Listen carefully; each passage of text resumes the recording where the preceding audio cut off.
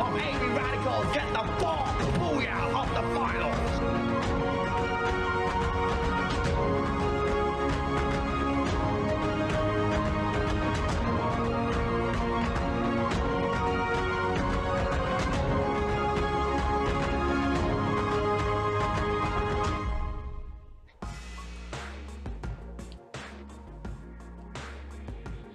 Good afternoon, everyone, and welcome to Free Fire MCPS Majors Season 5, brought to you by Garena. We are back at it again as we witness the battle between 4 countries from the MCPS region: Malaysia, Cambodia, Philippines, and Sri Lanka. We are on our second day of the second week of the league stage, and we have seen different teams evolving and devouring each other with the goal of taking the booyah. I am Horizon, one of your casters for the day, together with the one and only Gentleman Gaming, Neptune. Yeah, thank you very much for that introduction. And I'm really excited as what's going to happen this day, because apart from what we've seen in the first 3 days of the league stages, we are going to reshuffle those groupings right now, and it will throw them in a different approach, though, in their tactics as well as how they play each map. But it might not be different in terms of drop points, but their rotation will be different because it's a different team most of the time that they will be part with in the group. Later on, we'll see which group they are or the teams are part of, but it really excites me on how halfway or midway of the league stages we are going to do a reshuffle, and we see different tactics being shown by the team, especially for those who really need to catch up on that leaderboard. First, it was the random map, and second is this shuffling of teams. It will be a different level of difficulty for our players since, again, for the past 12 games, they're playing with the teams that they're faced with, and mayhem is about to start because, again, the groupings will change, and those dropping points that they're used to take, they should already reconsider, man.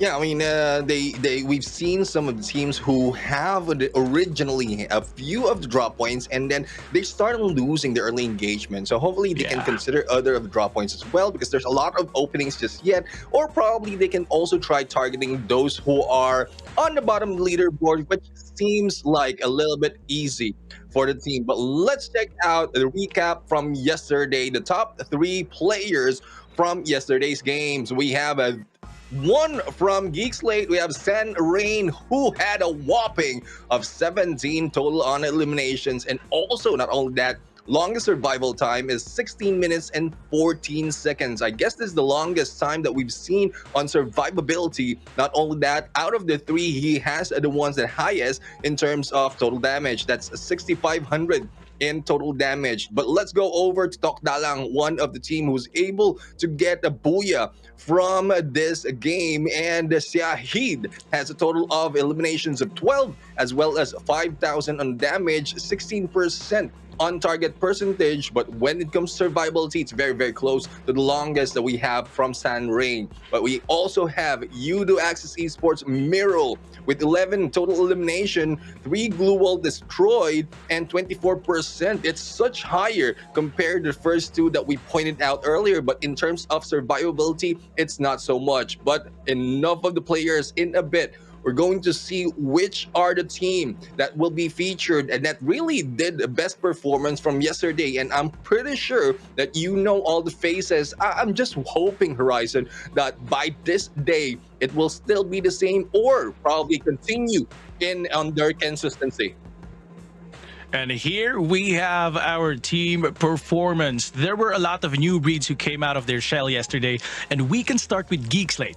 They got the 3rd booyah yesterday and surprised everyone with their performance. From only 49 points at the start of the matches, they came out with a total of 103 points, landing their team at the sweet spot of the 9th place, the spot where most of the teams from the bottom part of our board are aiming for, since only top 12 will proceed to the grand finals. Next up is AV Radicals. On the other hand, though they did not really perform at the best yesterday, I would say that they maintained their velocity and still leading the league with a total of 189 points. Although for me, they should get back to how they were playing last week, because JPTNC is only 12 points away from them. While for our quick reactions, they had a total of 27 eliminations, longest survival time of 16 minutes and 41 seconds, total of damage which is 17 16,259, total revives of 8, total assist of 24, and 64 total glue walls destroyed. Yeah, we are going to see the overall standings of the team, and we have known that AV Radicals has maintained their top spot right here. But the question is, will they be able to retain it by the shuffle that we've seen in this grouping? Not only that, there's a lot of differences that can be done in terms of performance, especially for those on number second, JPTNC Survivability. Not only that, they take a lot of booyah. So it's quite contrasting compared to AV Radicals, but I think they are in a way on a good start. Farang right there was able to get their number 3 spot as well, away from those who are in there from the previous week, and they got a focus on both rank points as well as elimination point, expanding their number 4. Ilustrados Juegos from the Philippines was pushed back down to number 5 with Sem9, Todak, Yudo Axis, and Geek Slate to complete up until the 9th spot. But on the right-hand side, quick reaction from the Philippines slowly moving up, and hopefully they will be, or the teams up following next will be able to catch up as well, because the battle that we have in here is for the top 12 so that they can step into the grand final. So wishing luck to those who need to catch up, because they really need it this time, and they need to pull out a lot of tactics, especially on the new reshuffle. Yes, and of course, they will need luck because they are again reshuffled. For Group A, it's AV Radicals from the Philippines, it's Sem9 from Malaysia, Todak from Malaysia, Tok Dalang from Malaysia, Tactical Intex from Malaysia, and MAB Esports from Malaysia. While for Group B, we have JPT and NC from Malaysia, Ilustrados Juegos from the Philippines, Yudo Axis from Malaysia, Freedom MY from Malaysia, Project X Gaming from Malaysia, TFC Esports from Malaysia. While for Group C, we'll have Farang from Malaysia, Expand from Malaysia, Geek Slate from Malaysia, Quick Reactions from the Philippines, Nova from Malaysia, and Pando EWG from Malaysia as well. So definitely the thing that you're saying a while ago, it's all about luck right now. They have to test it for the matches that's to come.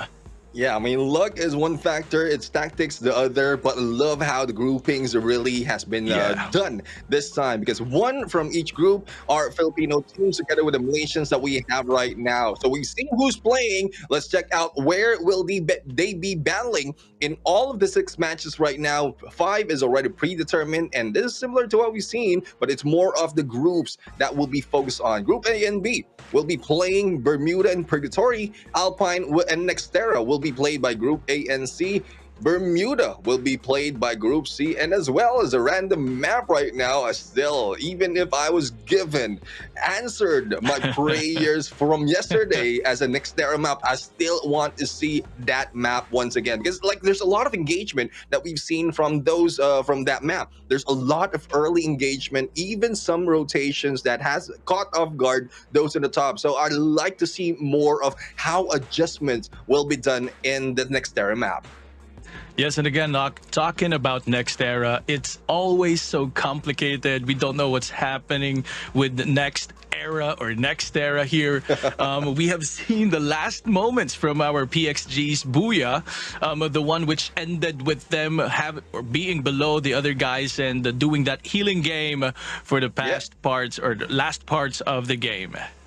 Yeah, I really love how that ended. Although, well, the teams, I would say, doesn't love it because they didn't get any points, even if they got the booyah. But how tactical it is for them to be able to go for different dimensions or different levels in terms of survivability. But there's a lot of storylines that will be open this time, because if teams have already been familiar of their rotation as well as who they're ending up meeting on their rotations towards each and every map, it will be shuffled this time. It will be a different team, and they might be at a loss. So those on the top, they remain, or they need to remain consistent. Otherwise, they might be caught off guard by those who are really hungrier to get to the top spot. And we're not just talking about the placement on the grand finals. It's more of how much they can get as well in the competition, because it differs depending on what level you are or what position you are on that leaderboard. And hopefully some of the teams who really deserve it will be able to reach a higher, I would say, piece of the prize pool that we have in this competition. Yeah, and definitely a lot of people, a lot of the squads still want to get the piece of the pie greater compared to the other players who's, battling for the booyah. And again, the 12 spot, which is aimed by a lot of this people so that they can go to the grand finals. Yeah, I mean, I'm still looking forward to how the other teams will be able to get the booyah because yesterday we've seen, if I'm mistaken, that's Geeks Lake and Geeks Late, Talk Dalang, as well as Project X Gaming was able to get their booyah. And though the others already have their own, and it's just increasing. But for those of you who wants to have your own out of MCPS Season 5, we have a giveaway. That is a Pop-Pow avatar right here. So you can get this, grab this. All you have to do is stay tuned. You can also like and share the stream so that a lot of Free Fire fans will be able to get this as well. This is not limited. Everyone who has the code will be able to get this and grab this and use this in game. So hopefully you stay tuned. And for those posting it in the comment section, make sure that if you get it, you put the right code, because not only are we going to show it in the screen, we try our best to read it out. And it's a good thing that it's not that tongue twister of a code as well, Horizon, because it's easy for us to read out so that those who are not really watching, only listening to what we are saying, thank you very much if you're listening, we are also giving them the opportunity to grab those codes. They should already write it down because it always starts with MCPS S5. But wait a minute. Here we have our Bermuda again. Blazing hot Bermuda, the classic map for Free Fire. We'll see a lot of battle happening here again with Group A and B. Yeah, I mean, I really love some of the drop points already, but I want to see like teams. Example, we have the strip being taken by AV Radicals as well as Udo Axis, and this on this map Bermuda. So Udo Axis, knowing that AV Radicals is in here who wants to maintain their top spot, and JPTNC is trying to catch up, they might not be that easy to hot drop with. And the same with Sem9 and Tokdalang on Pochinok. They might not be in there so high on the leaderboard, but Sem9 has one of the advantage because they got a lot of placement point as well as eliminations to bring them to that sixth spot. So if I am Tokdalang, I will be moving away from the Pochinok area, or probably take a little bit of factory as well, because it's just right next to each other if it's rotation that they're really concerned of. But if it is Tokdalang, they were able to get a booyah yesterday. So there might still be some of the heat that they were able to carry on for this day. So that's what we have to witness as we're about to start in a minute. Again, match number 1 here at Bermuda. Yeah, I mean, Bermuda, the OG map right now, and I like to point out as well how well Ilustrados Juegos has maintained their position on Shipyard. And I guess that's one reason as well why Udo Axis is trying a different drop point, because usually they take Shipyard. They go against Ilustrados Juegos, they are being taken down or being pushed out of that drop point. But when we look at the flight overall, the area of the strip is towards that middle of the map, so it gives them that advantage of being in the center of the circle. So they need not to move so much to get their position. And knowing the original tactic of Udo Axis Esports, they usually go for the compound gameplay, wait for the other teams to pass by, and then get those eliminations. So I really love if Udo Axis will be able to put that or bring that back, because that's how I remember them. But if they want to use a different approach, just make sure that it's sound enough, because AV Radical is also doing a different approach. They're not that radical team anymore, and they're just more of a tactical team as we see it. Yes, and there you go. You can see on our screen the plane path is coming from the left to the right, from the west to the east. A lot of players are together. Todak is with some guys of our PXG, if I see it correctly. They are together at Observatory. So this is a whole other game that we're going to see, whole other gameplay that we're going to see there. Or they are with guns already blazing hot, starting it hot within a minute already. Within just seconds, PXG Todak's spot is here. One guy from their squad is taken down. Potter, he's taken down as well. Mika's taken down as well. So Jim and Neo, are you gonna run or are you gonna stay? Or maybe not. He was able to take down one guy from our Todak. Spark is down 2 versus 1, and Project X Gaming is eliminated. We're just in for like seconds, Neptune. First minute of the match and one elimination already. One team already eliminated in this game. I mean, I can't blame Todak for doing that because like they were hot drop. So if anyone will be able to do that and respond that quickly, that will be Todak, because not only were they one of the longest running team in the MCPS seasons, they are also teams who have representative their region so many times in different competitions. So they have the qualification already, and if you try to go against them, I'm pretty sure that you'll feel it, similar to what we've seen from Project X Gaming. Currently on the 14th spot, being pushed down. I believe no points for them, even if the takedown has been done. So this might push them down a little bit further, because some of the other teams still in this group A and B are trying to catch up on that leaderboard. Yeah. It is looking bad for PXG again. It was their usual drop spot. It was Todak who, took their drop spot. So again, I think Todak had other plans in mind, and they they just wanted to surprise some of their teams. Again, we shuffled teams, and maybe that is why as long as there is a surprise, there it's not going to be lucky for anyone else, as they have planned it beforehand.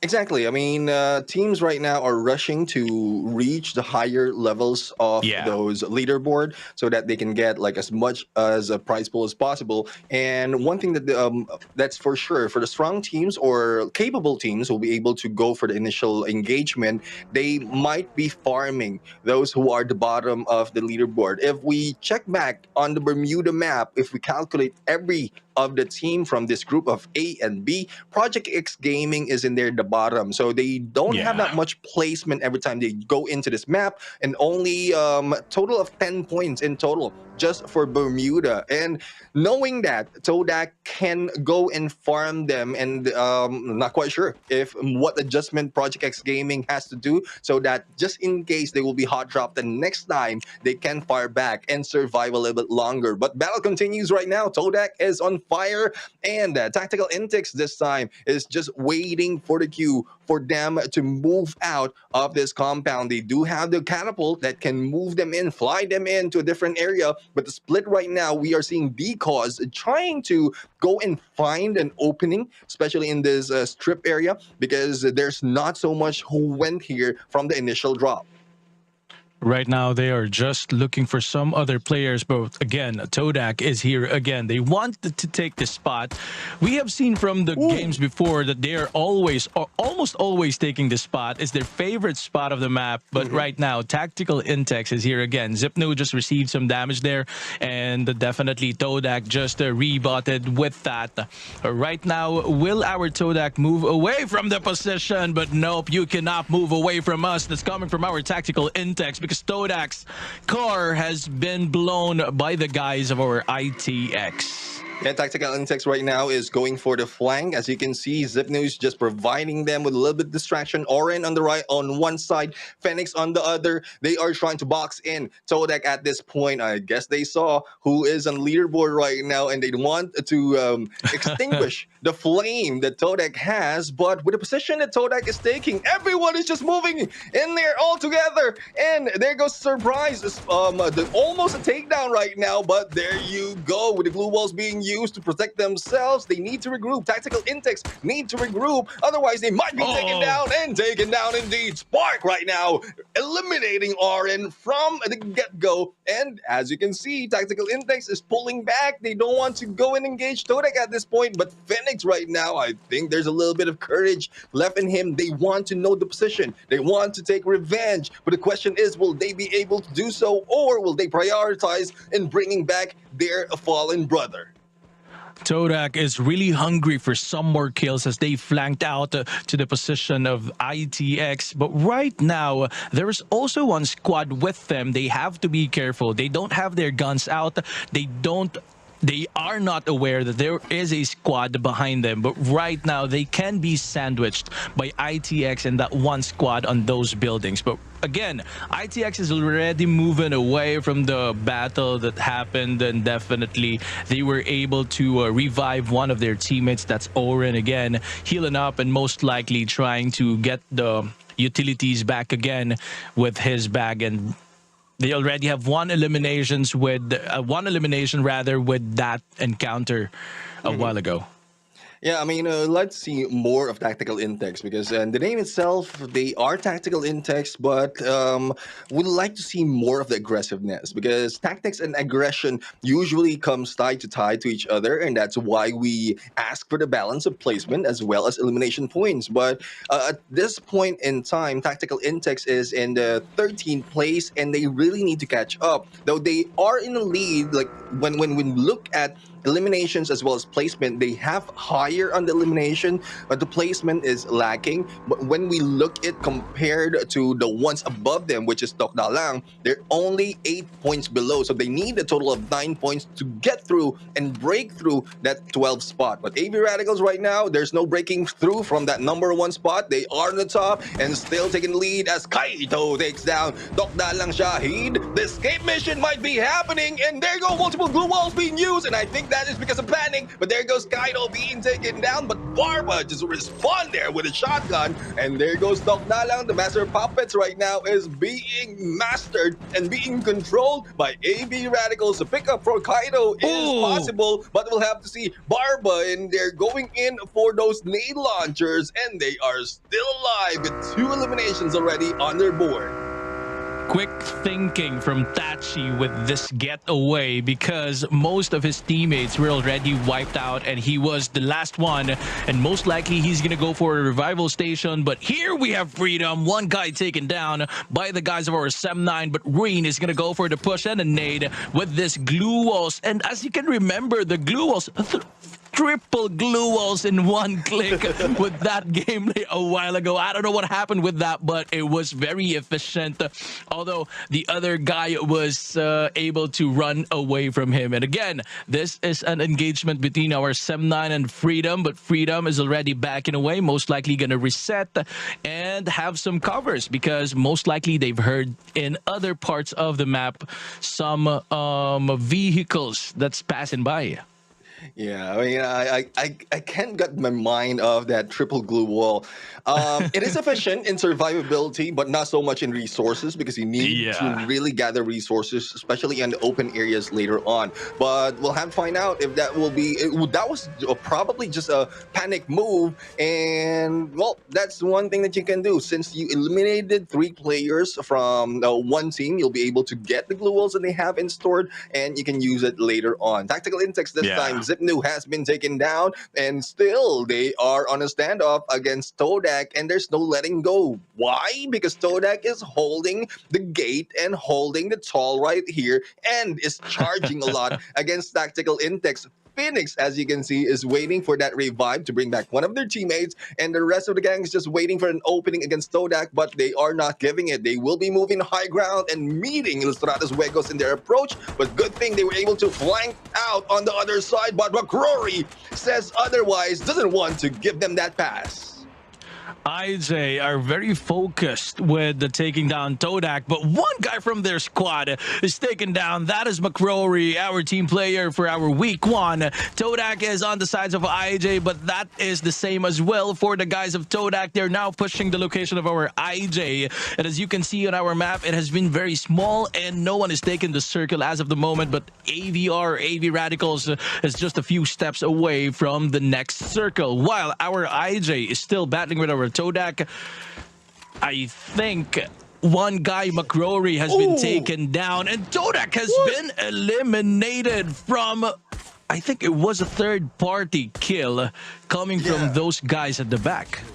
Yeah, I think it's 7-9 right now, and this is the target of Forbid's right here. It's Tactical Intex. Tactical Intex right now is the ones being targeted, and I guess this is the one that helped them take down Todak. Well, it's about time because Todak has stopped them in any angle they can push, but the pickup is not being done right now because who's knocking on their door? We have AV Radicals right now who just was passing through, heard the gunshots, and back away outside the circle. They already have a compound on them, but they want to gather and farm all those eliminations. Thus, 7 already for this team of AV Radicals. Tokdalang, unfortunately, has been eliminated as well, and a lot of engagement happening. It is TFC who's feeling a little bit of pressure, but let's go over to Factory as MAP Esports is taking this Yudu Access Esports in a gunfight. MAP Esports with our Judo Axis both are in the blue zone already with the glue walls on. They are stuck in this compound. Mans is trying to get away from the sights of Judo Axis. They are with each other, and I think they want to get this over with without anyone going away. Exactly. I mean, they want to get over it. And one thing that I see usually in some of the gameplays of the team, you need to time yourself. If in case you go on a standoff against a team, you need to at least count to 30. If nothing happens, you can pull back. But the thing is, this is a lot happening in this factory area. Yudu Axis, though, one has been knocked down. I have been knocked down. It is Neptune. And still knocked down once again. But there you go. Multiple takes being done by MAP Esports, and that is not only because of the gunshots, but also because of blue. A lot of teams are surrounding them right now, and it is Tactical Intex who wants to take advantage of those moving in. I think it was ITX who was able to give that knock away from our Judo Axis, and while MAB is there behind, Judo Axis is gonna try to get away, and Freedom was taken out from the other side of our game, and Judo Axis is as well taken out of the game, and that is because of our ITX. Zipnu is taken down as well. Three-way battle that happened. Ilustrados Juegos on the other side of our map was taken away as well. Yeah, I mean, I love how quick it is. We're already in the fifth, 5 teams remaining in here. And when we look at the map, there's still a huge opening in some of the areas. Though it's open area right now, only a few threes that can cover all your approach. And that is being taken advantage by TFC right now as they're in the battle 2 against 2, if I'm not mistaken. Tactical Intex has sight of, or Sem9 has sight of Tactical Intex, but they need to back off a little bit because on the higher ground, we have at TFC who can wait and shoot them down later on. But speaking of shooting, Raimiel not yet over. Oren has been taken down, and a little bit of spam from Bar, but destroy all those glue walls. Tactical Intex with only Oren remaining and a few HP in there. They might be the next to be eliminated. Number 5 goes for Tactical Intex. That was ITX, and they were pushed by the guys of Sem9 from below. Mind you, they were at the bottom of this hill. Our ITX was... Actually, they have some cover with the tower, right? But they were eliminated. Most likely, it's because of the pressure coming from all over the area. Because, again, there are still a lot of players here. 12, maybe a while ago, it was 14 or 15. And it gave them that pressure. Exactly. I mean, there's one thing that one thing about the pressure of getting into an open area circle. Another thing is a lot of teams targeting you. As we can see in the map right now, it is showing up right there next to JPTNC. It is a higher ground though, but their target is AV Radicals. Now, one thing I would say is though they have the high ground advantage, it's also easy for them to be targeted on a headshot because it might be only your head being showing, and that is what being done by Kaido. A headshot against Asta, and here comes the approach. 9 eliminations already, making it 10 in a bit as soon as they go and battle JPT and C, and Kaido is still not stopping. There goes a lot of shots and breaking the blue walls, but they need to defend themselves as well, otherwise they might be hit from the side. But after all, JPTNC still complete, but not anymore. One guy down, and that again is courtesy of AV Radicals. Raimiel not stopping at his shot with 2 eliminations out of this match. They are now pushing inside the circle because the blue zone is already pushing them. Kaido is taken down by another guy as well from JPTNC. This is going to be an all-out war between our AVR and JPTNC. Yep, let's see on how AV Radicals will be able to respond. Dynamo has been eliminated right now, and Trap in the Trap of Blue Walls will be knocking off 7-9. Yes, that's what you need. The nade inside that box, and Barba giving him a lot of pressure. There goes the takedown, and they just need to move in. TFC though, Luffy just taking down a few players of JPTNC. It's not looking good for this team who got a lot of booyah, but 7-9 will be eliminated at number 4. We're now left to 3 teams as TFC slowly moving in on this, and it is Kaizo and Luffy's combination who was able to take them down. AV Radicals now going against TFC. There's different TFC esports that we're seeing. A lot of aggression coming from this team, a lot of excitement being brought into this gunfight. This is a 2v3 situation. AVR is on the move. They're now going. Raymil is down. 2v2 situation. There you go. Barba gonna go for that kill. Rushed, and he's taken down. One guy. He has to hide himself, or else Kaito will see him. And I think they will see Luffy here from our TFC Esports. And there you go again with those glue walls. There you go with the booyah taken by AV Radicals.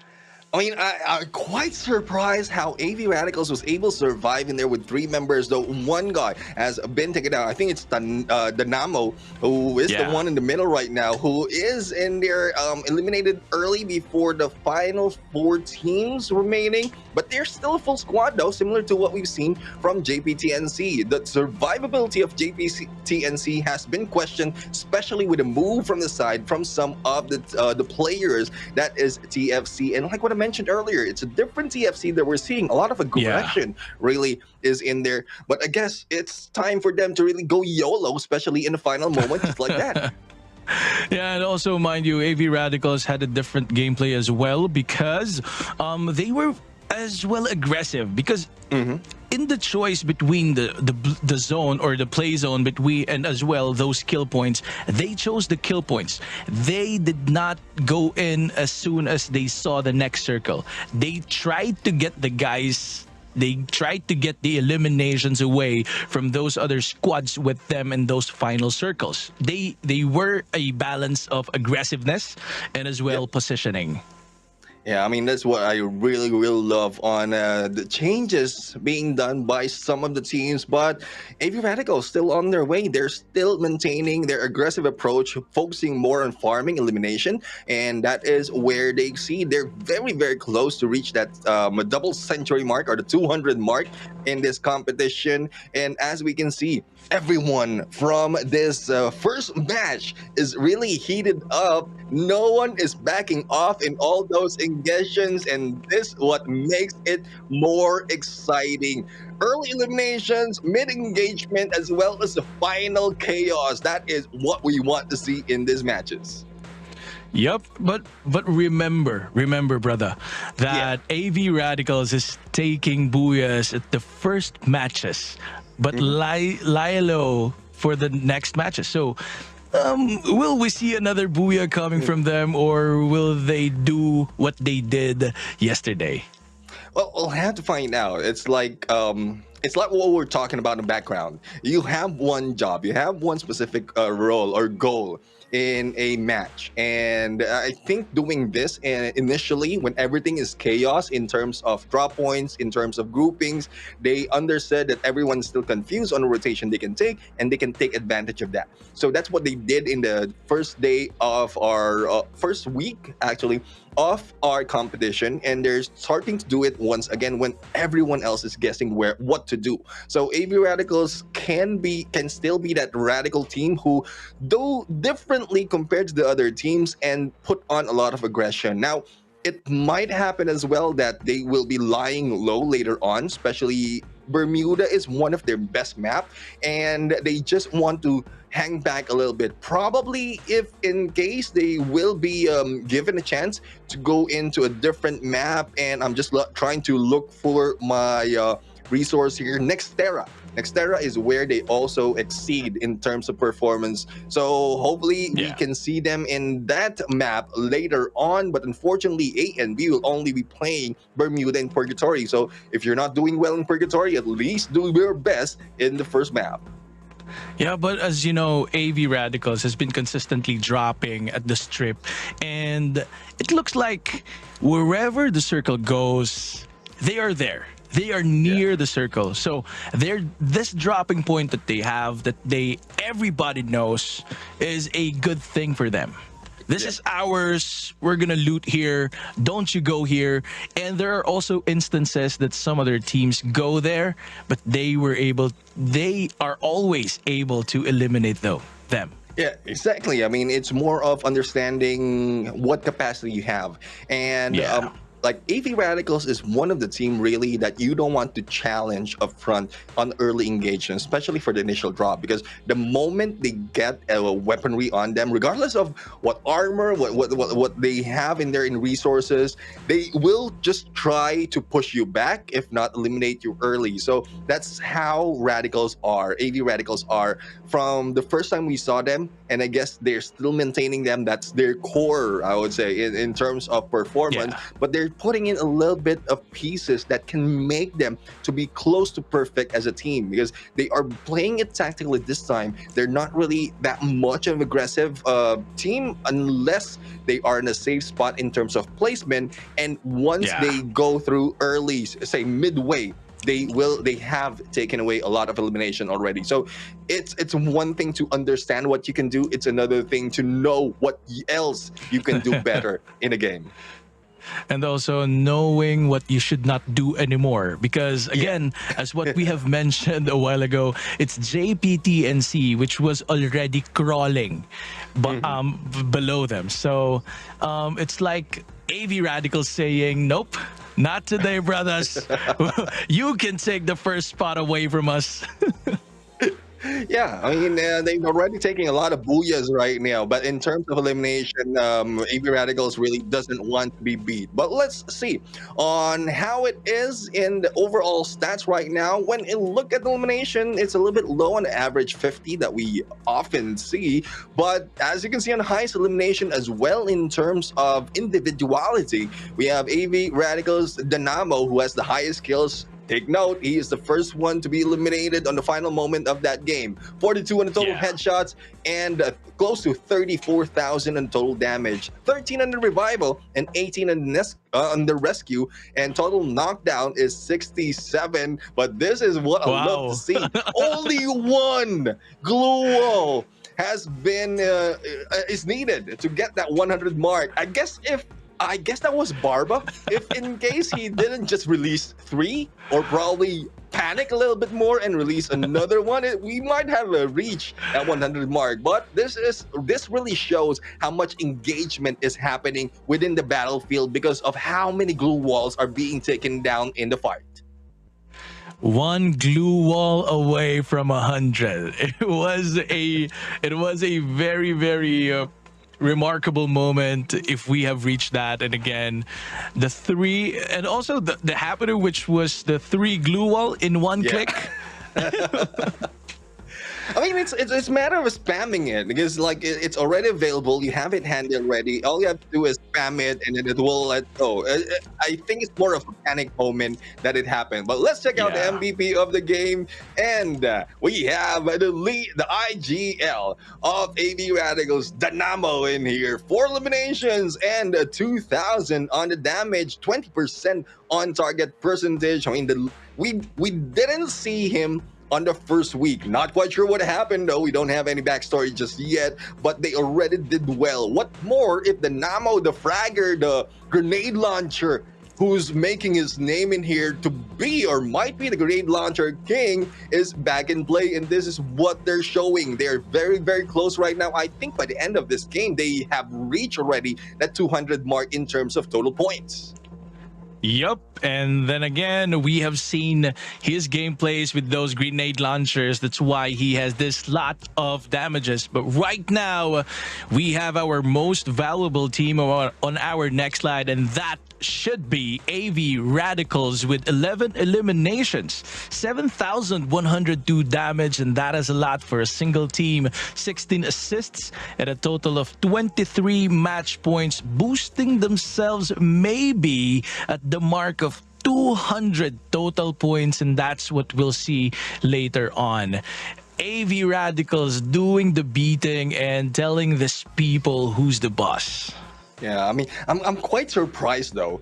And well, if you think about it logically, 11 only on the elimination from AV Radicals, but it seems like they're doing a lot already, especially in the final moment. So this only proves to show the aggressive AV Radicals will only get 11 eliminations in here. The other teams are also doing the hard work to get a lot of elimination, taking down a lot of teams. And from the overall stats earlier, there's not so much of a revive. So I guess it also all ties up. Only a few will be gathered, but those taking the booyah, regardless of how aggressive they are, especially if teams are finishing up their, let's say, finishing up their food once they get in touch of them. But let's check out the match standings of this game horizon. All right, for our match standings again, AV Radicals for the Booyah gathered 23 total points in that game. Sem9 had 17. TFC Esports had 16. Tactical Intex had 12 total points. JPTNC had 8. MAB Esports had 8 as well. Ilustrados Juegos from the Philippines had 7. 5 points for the 3 teams up ahead. Freedom, Malaysia, Todak, Yudo Axis, and 2 points for Tok Dalang. And unfortunately, the team who was eliminated in the first seconds of the game only got 1, and that is Project X Gaming.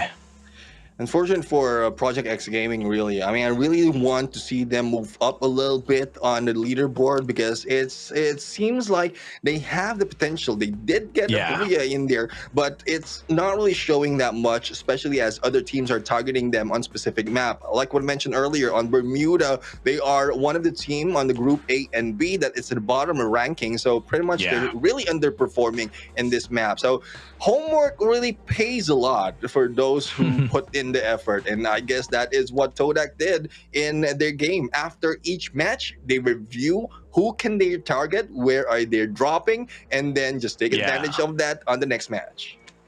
Very nasty move coming from Todak, if that's the case, right? Exactly. I mean, they want to take all those points, and it's part of tactics. I couldn't blame them. It's part of tactics. They really want to get all the points pouring through them already, and well, it is what it is. That's what the teams, as well as everyone else, just needs to take in and understand on how well the players are doing it. And also, most likely, Todak just wants to, just wants to win. And that's what everybody wants. They did that, but they still fell short against AV Radicals, who's, again, a combination. The players are a combination of all the best players that you can get. Yep, exactly. I mean, we've seen the addition of Kaito, I think, is the one that really adds up in a good mix of this team. But we like to see more of the other teams trying, regardless of who the roster is. They will be trying as well to make it work with their approach. First on the drops, next would be on their rotation, as well as understanding their positioning. Earlier, I did mention that even if JPTNC is on the low or on the high ground compared to AV Radicals, it's much easier for AV Radicals to hit them with a headshot, especially with Kaito, with that the damage that he can offer with his weapon. Yup, and right now we're going on with the overall standings. As of the moment, AV Radicals still topping our board with 212. That's a lot. I was computing something around 198, but then we have 212 total points for AV Radicals, 185 for JPTNC, maintaining that second spot against Farang, which has 164. But mind you, Farang hasn't played yet. Ilustrados Juegos with 159, 153 for Expand, 142 for Sem9. That's just 1 point away from our Expand team. 122 from Todak, 117 from Yudo Axis, Geek Slate having 103, Freedom having 99, Tactical Intex having 97, Tok Dalang with 95 and 95 as well for Quick Reactions, 82 for TFC Esports. Project X Gaming unfortunately has 81, but still they can still bounce back. 73 for both teams of Nova and MAB Esports, and last but not least, Pando EWG, one of our invited teams, are sitting at the bottom spot, which is at number 18 with 67 points only. Yeah, I mean, this is what we want to see, that Pando EWG really gets back on the play, because they will still be playing later on, and A and B is still the focus team or focus group. And this Yeah. next map, which is Purgatory. Now, one thing I like to note as well, the gap by AV Radicals is really increasing. So the one next to It them, is. it's 20. They need to get 28 points just to overtake AV Radicals, and 28 points is already a lot. So you need to get Yeah. the Booyah, as well as 16 elimination in one game, and you need to take out AV Radicals before they get any points. So that's a huge ask for JPTNC, but with their consistency in terms of placing themselves better compared to the other teams, they might be able to catch up doing the placement gameplay, but they need to put in the balance. We've seen them do that work as well, so just need to see them unfold and show up in these matches. Not only that, Farang has a long way to go, especially as Yeah. the teams of Group A and B is still playing on this next map. So the lead between JPTNC and Farang is 21, so they need 22 points to be able to catch up. And given that Purgatory might be one of the plays where JPTNC will be able to get all those points in terms of placement, then they will be left behind for so long. Most likely, what JPTNC has to do is to drop at the same dropping point of AV Radicals if they Yeah. really want to overtake AV Radicals. But, Purgatory is one of the familiar maps for AV Radicals. So they already had one Booyah from that map as well. So it might be hard for JPTNC to do just that. Maybe they just have to maintain their lead over Farang for now. Yeah, we'll have to see if that will be the case. And as we jump in a bit to this map, let's look at the view of each of the areas in Purgatory, because quite similar to Bermuda, like it's more of greeneries right here in this map. One thing that's really different is the potential of going for the water gameplay towards the end, Yeah. because there's a huge body of water in the middle, or a little bit in the middle of this map. So one thing as well is an entry and escape is widely Yeah. possible because of all the zip lines that are available right here. And not only that, we've seen so many teams who uses the catapult as well to get to the high ground. So we'll have to find out as to how well they can play this map, use the resources that they have in this game, because in just 8 seconds we're going to see the flight and as to where they will be dropping in this map. We are going to start our match 2 for Free Fire MCPS Majors Season 5. Again, brought to you by Garena. This is Purgatory. Who's going to come out on top and who's going to take the Booyah? Will it be the same guys who's taken the Booyah from the days before? Let's wait and witness that. Yep, neither heaven or hell. They will be stuck in limbo when they step into this map. Seeing Central being taken by Tactical Intex, and as well as Tok Dalang moving to Fire Brigade, they have a good chance as well to rotate towards Lumber Mill. We have AB Radicals who's heading to Marble Works, and MAB Sports on to the lower side of Mount Villa. Now, Todak will be moving into Crossroads, and it is two teams once again, BXG and TFC, Yeah. who's taken Brasilia. This might be another early engagement. Not only that, we're seeing Estradas Uegos as well as JPTNC battling it on for their way to the ski lodge. So 2-3 hot drops possibly can be seen right here. So we'll have to find out who will be winning all those gunfights. We have seen some shots being fired at the south side of our map, and right now TD or Tok Dalang is here with the guys of our Freedom. NC. Is that NC or Freedom Malaysia? And another guy from our TD is on the right, flanking to the side of our Freedom, and they are at the difficult situation. Shahid is already there, and most likely he's gonna get those guys though healed up already. Of course, those utilities are not enough because we're just in 1 minute and 40 seconds in the game, including the flight path, and Tachi's already here in the house that our freedom is taken. There were 3 people here, and hopefully they have enough utilities to use. Yeah, I mean it's a good position as well in a 3-1 split. They have one for coverage. Not only that, they also have a plan of exit. So just in case the 3 players out here will be taken down by a different team of Tokda or by Tokda lang themselves, then they can back off, survive a little bit longer, and then get back later on. But I don't think that is the main focus right now. That is not the main goal. What they want to do is get all those eliminations, starting this off. Atachi right now almost getting a side of Koro. It's, if I'm not mistaken, that is the name, Koroyako. And let's see if Koroyako, and let's see if that will be the case. I mean, it's a tongue to swear already, but there goes the jump in from the side. Yoon going in for the hit, and another one being taken out. Ronin will be in there. The Samurai will be out as well, as they are now left with 2 remaining from Freedom MY. Oh no, I guess there's only one, and another team has stolen one of that elimination, I believe. So we'll have to find out. But Freedom MY will not be free for long, because they will be in here needing for the get back or the revival of the rest of the teams. Tactical Intakes right now still on the aggressive approach. Earlier they went against Todak. This time another T of a team. This is Tokdalang. Yeah, and Tok Dalang is right here being pressured by the guys of ITX. Zipna was able to take one down.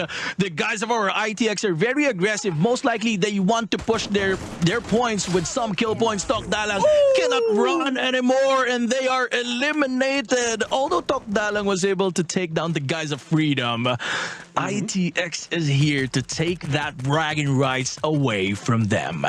Yeah, it's so unfortunate for Tokdalang. They already have 3 eliminations against Freedom MY, and like they don't have a plan of exit at that point. There's no plan of escape at that point. So all they have to do is just assign one guy to back off, especially if they don't have any visibility of everyone coming from Tactical Intex. But it is what it is. But it's a good thing Project X Gaming are not the ones being eliminated early, because even on this map of Purgatory, they're not doing well. Only getting 5 eliminations overall in all the maps, or all the instances that they play this map, and they need to put in a lot more of effort. This might bring them closer to the top 12. If not, by the end of this day, they will be able to reach that. But looking at how each of the team are performing and being aggressive, it might be very difficult to call that easily. Razik will be in here as well onto the bridge, into the path of a TFC, as we saw a different team as well who might be waiting surrounding that area. So they need to plan their approach onto the next circle. Otherwise, they might be gatekept right there by a lot of teams. Another map, another area on the map here. PXG is here as well, taking some loot. They're out in the open. They're trying to loot these crates up ahead. But right now, I think this is not a good position for them to take. Going to another area is IJ. I think they're well equipped already, and they're trying to position themselves to a better location. They don't have any eliminations yet, and they haven't been in touch with anyone. But nope, I stand corrected. JPTNC has their sights on one of the members of IJ, but there you go, the trigger control. Have you seen that? He did not threw any shots towards one guy from IJ so that their location doesn't get revealed. And that's good coming from JPTNC, knowing how their gameplay was for the past matches. They're always prioritizing getting inside of the play zone, but right now they're spreaded up here with our IJ or Ilustrados Juegos all the way from the Philippines. Yeah, I mean, one thing I would say about JPTNC is they chooses the fight that they want to go into. Yeah. And I guess for the moment we're in, there's no fire, there's no gunfire being used at that point. It's because they don't have visibility of the rest of Ilustrados Juegos. And that's one thing that we see most of the time from JPTNC. The trigger discipline indeed will help them to survive longer, because they want to map out where they want to be shooting next once they They have sight of one of the player. But let's see, as the next circle is in there, well, a little bit of water will still be part of this next circle, and I'm still crossing my fingers for a water ending. But as we can see, it's mostly in the middle of the map. So those in the outside, especially tactical intakes, who needs to cross this bridge, not only that, a meetup with DFC needs to move that fast. And not only that, we have Map Esports who might be meeting AV Radicals on the other side on that crossing as well. Sem9 is a battle against PXG, and PXG really needs to put up a good fight right here, otherwise they might be taken down early once again. This is Sem9 against PXG. Sem9 going up ahead to the guys of our PXG. They're using their glue walls effectively as they're able to push the guys of PXG. And they're now moving away. But Zen, don't you go away from me. But he did. He was able to with some other guy backing him up. Sem9 Zen OP is really going to go for the push. PXG Xpot with that grenade. And there you go, Sem9. No break-in from those accelerations going to this guys at the top of the hill, and now Sem9 is here as well. Xbot 7 with that jump shot. Xbot 7 again with this backup to his teammates. Zen OP will be here for the take-in, and there you go. One guy down from their squad is taken down, and PXG has been eliminated just like that. We were talking about it a while ago. PXG has to remain until the final moments, but no, danger is really looking for them. Yeah, exactly. I mean, it's well, it's so unfortunate that we're looking at MAB Esports because the path of PXG for today is the same path that MAB Esports was taken yesterday. So early eliminations most of the time, as well as being gunned down until the final player is just surviving and then having difficulty to get all those elimination points, even the placement. So hopefully that luck will change for Project X Gaming, but we just need to accept what is happening. A lot of teams want to finish everyone off, and they're not even taking advantage of the revive that can be done by Project X Gaming, because they might be caught off guard later into the game once everyone's already sticking together. As we can see, a lot of compounds being taken in this area, and TFC is just flying through one at a time, taking one of the compound, and who's gonna meet them? AV Radicals, gunshot into the vehicles. Kaido was able to survive though with a glue wall, but here comes the distraction on the other side. Ramiel and Dynamo in here. It's a 2-2 split for the team of AV Radicals. They have a good view of the situation, but not only a better view from the other side, good headshot indeed coming from this team. Dynamo just moved up in here, possibly a grenade gameplay coming from both of Dynamo and Barba, but there's no hit just yet. TFC doing their well into surviving this chaos. Did you see how Dynamo just zipped in, but he was taken down by one of the guys of our TFC Esports? But here, Barba is supposed to give some backup to Dynamo, but that was not enough. Ramiel and Barba, where are you? Kaito is as well taken down. Barba just went inside the house that our TFC Esports were taken a while ago, while the other member of AV is not yet here. Kaito, I can see him.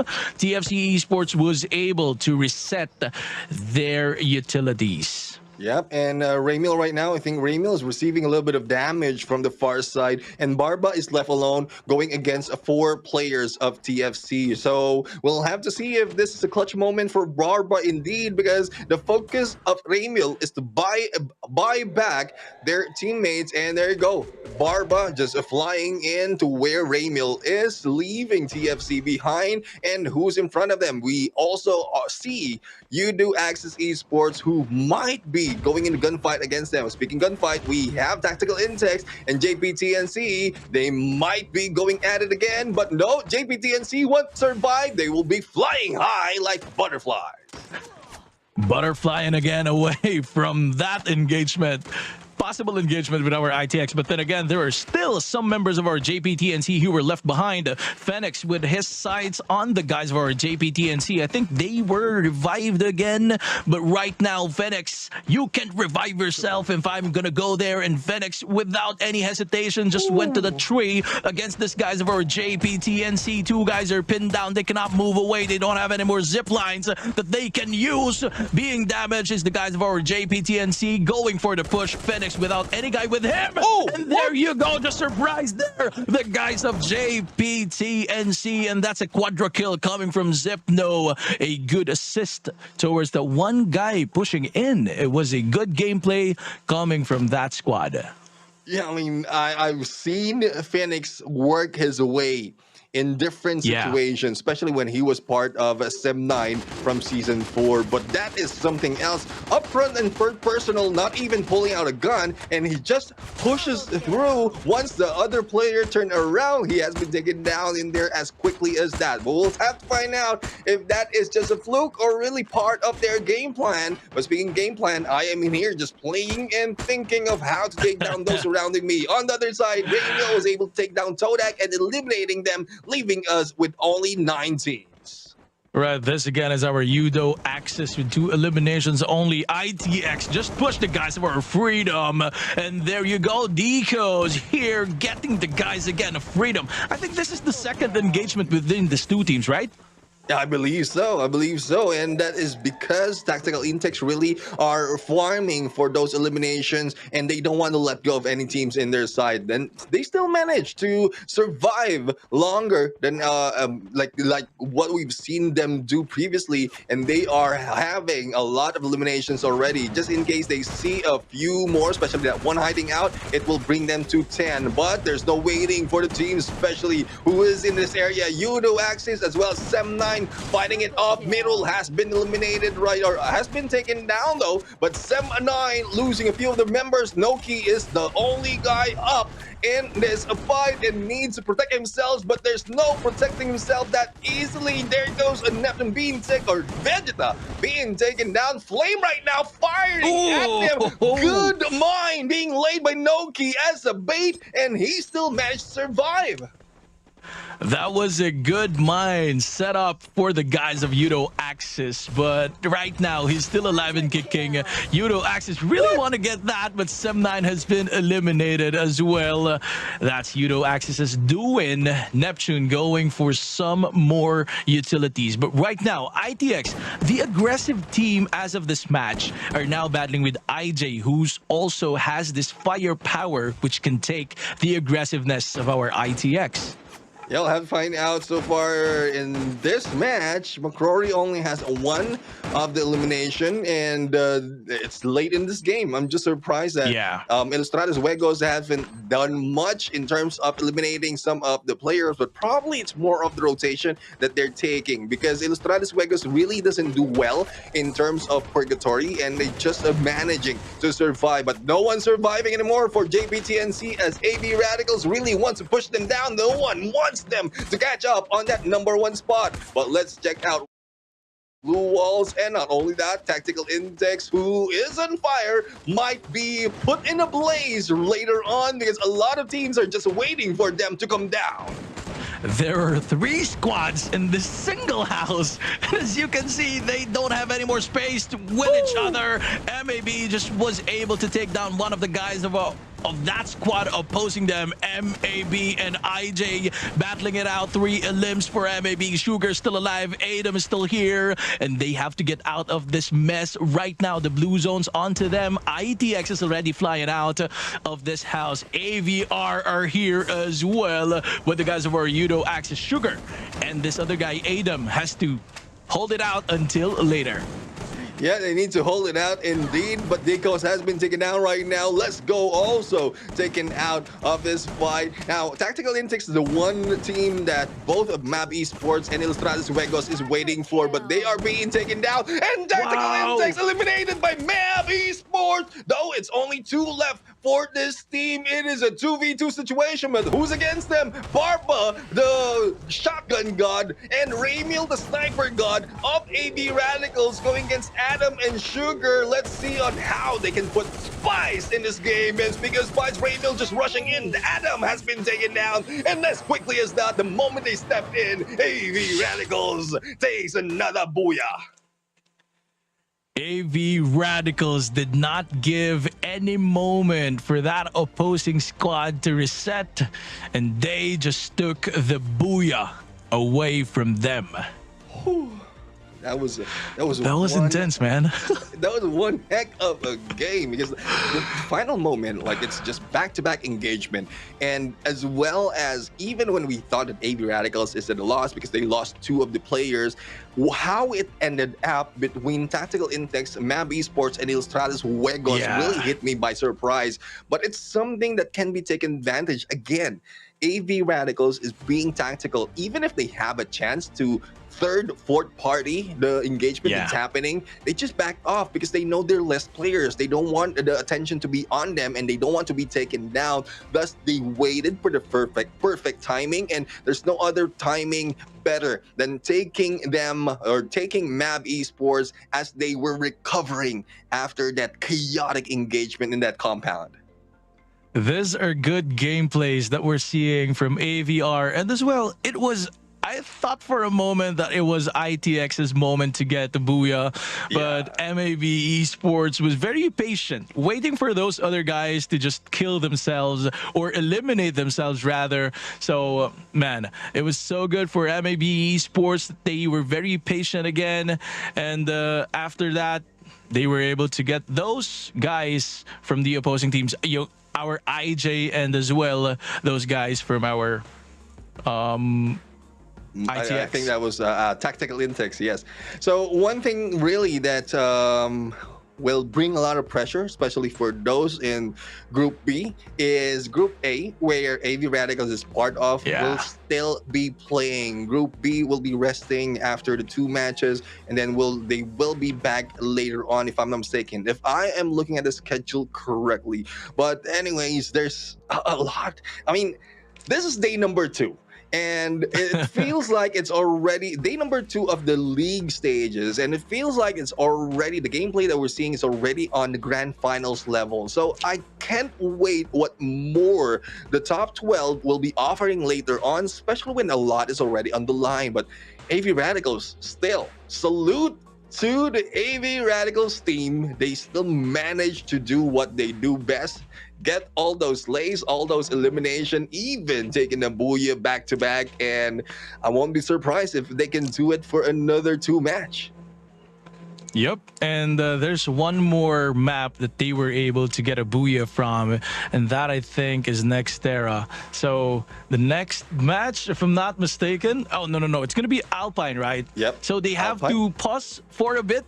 They have to pause getting the booyah, so hold your horses first. But man, AV Radicals doing the beating again for another map, because I was expecting that it's going to be only Bermuda that they're gonna get a booyah from, because again of the dropping point, the strip.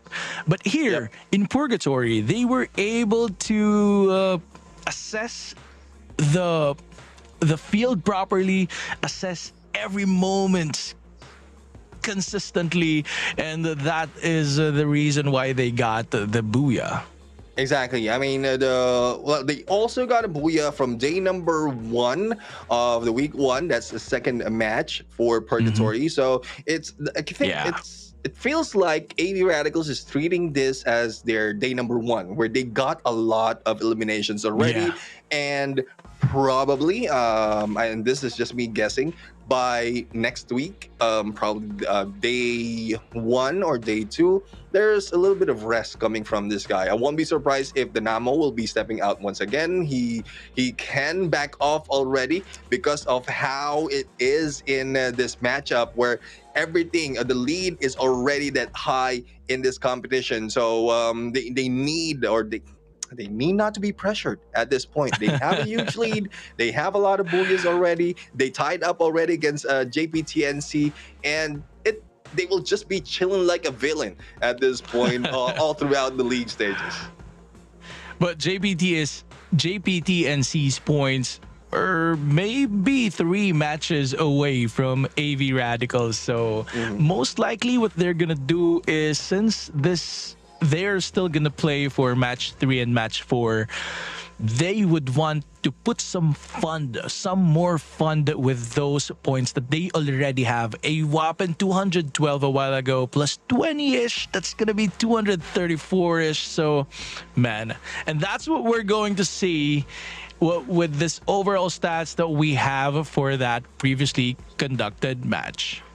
Yeah, we have 50 elimination. That is the average that we have in most of the games in this competition. Ramiel from AV Radicals with highest elimination of 7. Also, total of 44 headshots and 33,000 in the total damage. 8 only on the revival and 16 only on the rescue. Total knockdown is 69 in the glue wall. It went down a little bit. It's still higher than the 70 average that we're getting from every match. So again, this is just a few of the numbers, but if you take out everything else and you just look at the glue walls destroyed, it will already give you an idea that a lot of engagement has been happening in open grounds. Well, it's not just open grounds that glue wall is useful, but also in the compound, but that is where it is tactically being used. So we'll have to see a lot more, and I'm still crossing my finger though on the 100 glue wall destroyed. They might be showing it this time. I mean, again, ask and you shall receive. Maybe on the next Bermuda map, brother. But right now, we are going to see who the most valuable player is. And that, I think, will be our highest eliminator. And that is Ramiel. There you go. Here we have Ramiel again with 7 eliminations. Damage of 3,067 and 32% on target percentage. So these are quite high for the numbers that he received, or maybe on target percent. This is 10% lower compared to the first week that he received, but for the elims it's 7. He's averaging 5-7 eliminations, and that is again AVR's Ramiel. Yep, exactly. And let's check out the team MVP for this match. And no surprise, it is AV Radicals. 9 on the elimination, though. It's going low in terms of elimination, but doesn't matter. I think they are contented with what they have in terms of how much point they get for each match. They have a Booyah in a total of 21. They have a 6,000 in damage and 4 assists. So they hang back a little bit. I guess it's because 2 of the players has been taken down in there from the battle against TFC, which slowed down their approach for more of the elimination in this matchup. Yeah, most likely what they're doing is we have to just chill in the first parts of the game and just see what's going to be the status of the next circles. And that's what they did. They prioritized getting inside the circle and just getting some kill steals from the next from the other squads there. And the damage is just enough for them to survive.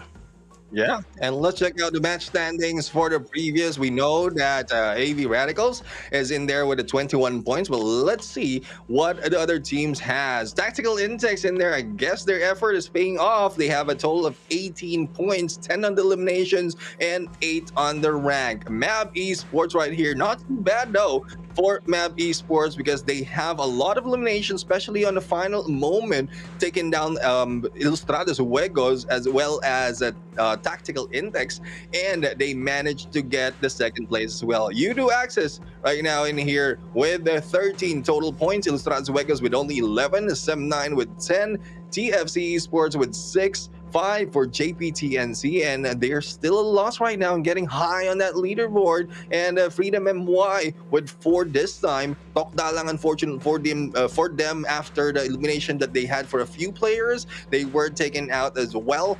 Todak, on the other hand, only got a 1 in terms of rank points, and Project X Gaming, even if they survived earlier, they didn't get any points. And there we have it. It's just the match standings. In a bit, we're going to see how much it affected the overall standings of everyone, especially for those in Group A and B, because B will be resting. And as you mentioned, funds and investment could have been or should have been done already in these matches. Otherwise, they cannot catch up, especially as they are resting into the next two match. Yup, and right now you're seeing the overall standings for our matches. AV Radicals getting 233 points, 190 for our JPTNC. But as you mentioned, they're going to rest for a while for the next two games that we'll have. So our Farang at top number 4 will have that chance to get ahead from our JPTNC again. But on our third spot is Ilustradas Juegos with 170, 153 for Expand, Sem9 having 152, 130 for Yudo, Axis Todak having 123 points, 115 for Tactical Intex or ITX, Geek Slate with 103, Freedom MY with 103 as well, 97 for Tok Dalan, Quick Reactions with 95, 89 for MAB Esports, TFC Esports 88. Unfortunately for Project X Gaming, they stayed at 81, 73 for Nova, Pando EWG with 67. So the next matches will ignite what our Pando can do, since Project X Gaming might be stopping or resting for 2 games as well. Yep, exactly. And this is one of the thing that the teams can be taking advantage of. The other teams who are, well, not doing that well, really, in some instances of the map. And if they have good plan of approach, they will be able to gather a lot of points, whether it's placement or elimination. And I sure hope that everyone can take what Tactical Intex is doing. Though, yes, at some point they are being taken out early, but they're showing a lot of effort. They're showing a lot of, I would say, initiative in getting onto the gunfight, because it even pays off. It gives them a few of the elimination point, but unless you're taken out early, then that's where you are lost. But B will be resting right now, and it's time for our Group C. And who's on Group C? We have a Geek Slate who has taken 1 booyah from yesterday, and I guess that is the only team who has a new or the ones who are getting new booyahs from this week, who will be moving in on Group C. And they will be joined by Group A, which also include Sem9, Todak, Tokdalang is in there from yesterday. They also got a booyah, and even AV Radical. So I guess to make it clear, if I'm making it confusing for you, the schedule will show you what is offered by the next maps.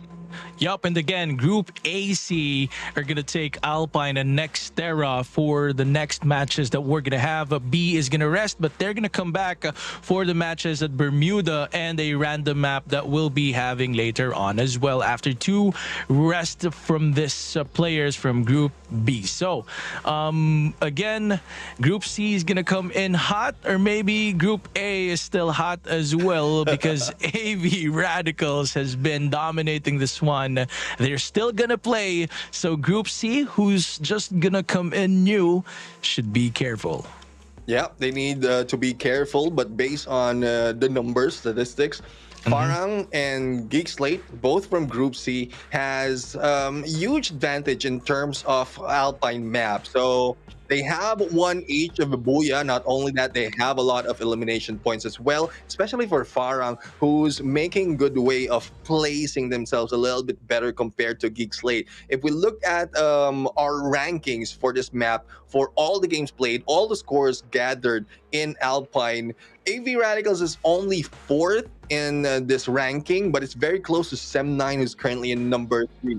So as we look later on onto the match, we're going to give you something for you to have in this competition, because if you stay tuned and wait for the code, you have a chance to get, or you will be getting, the Pop-Pow avatar in this season, in this broadcast. And this is just one of the Pop-Pow collection in this season. So hopefully you stay peeled in your screens, whatever you're watching, the PC desktop or a PC laptop, or your phones or any other device, make sure that you stay tuned, listen to our voice, and thank you again if you're listening. If you're not muting us, at least we're you're enjoying the job that we're doing. And well, just wait for the code. And also, not only that, the other teams who are showing here. But before we go to break, any words that you have and any other details that you want to point out before we jump into a quick break? Well, if the other players from Group C are watching how AV Radicals is doing, if they want to get the booyah for the next matches, they should get away from AV Radical, or maybe they can go with them and give them a beating, and so that they can reset as soon as they can, because again, revival system is on. They can still use that, but it's a gamble that they have to do. Yeah, exactly. I mean, it's very difficult if you want to challenge a team who has 130 already in elimination in this competition. But we'll have to see as to who will be taking the challenge. But right now, there's no challenge right now. In a few seconds, we're going for a quick break. Neptune and Horizon will be back when we return. Group A and C will be fighting. So see you soon.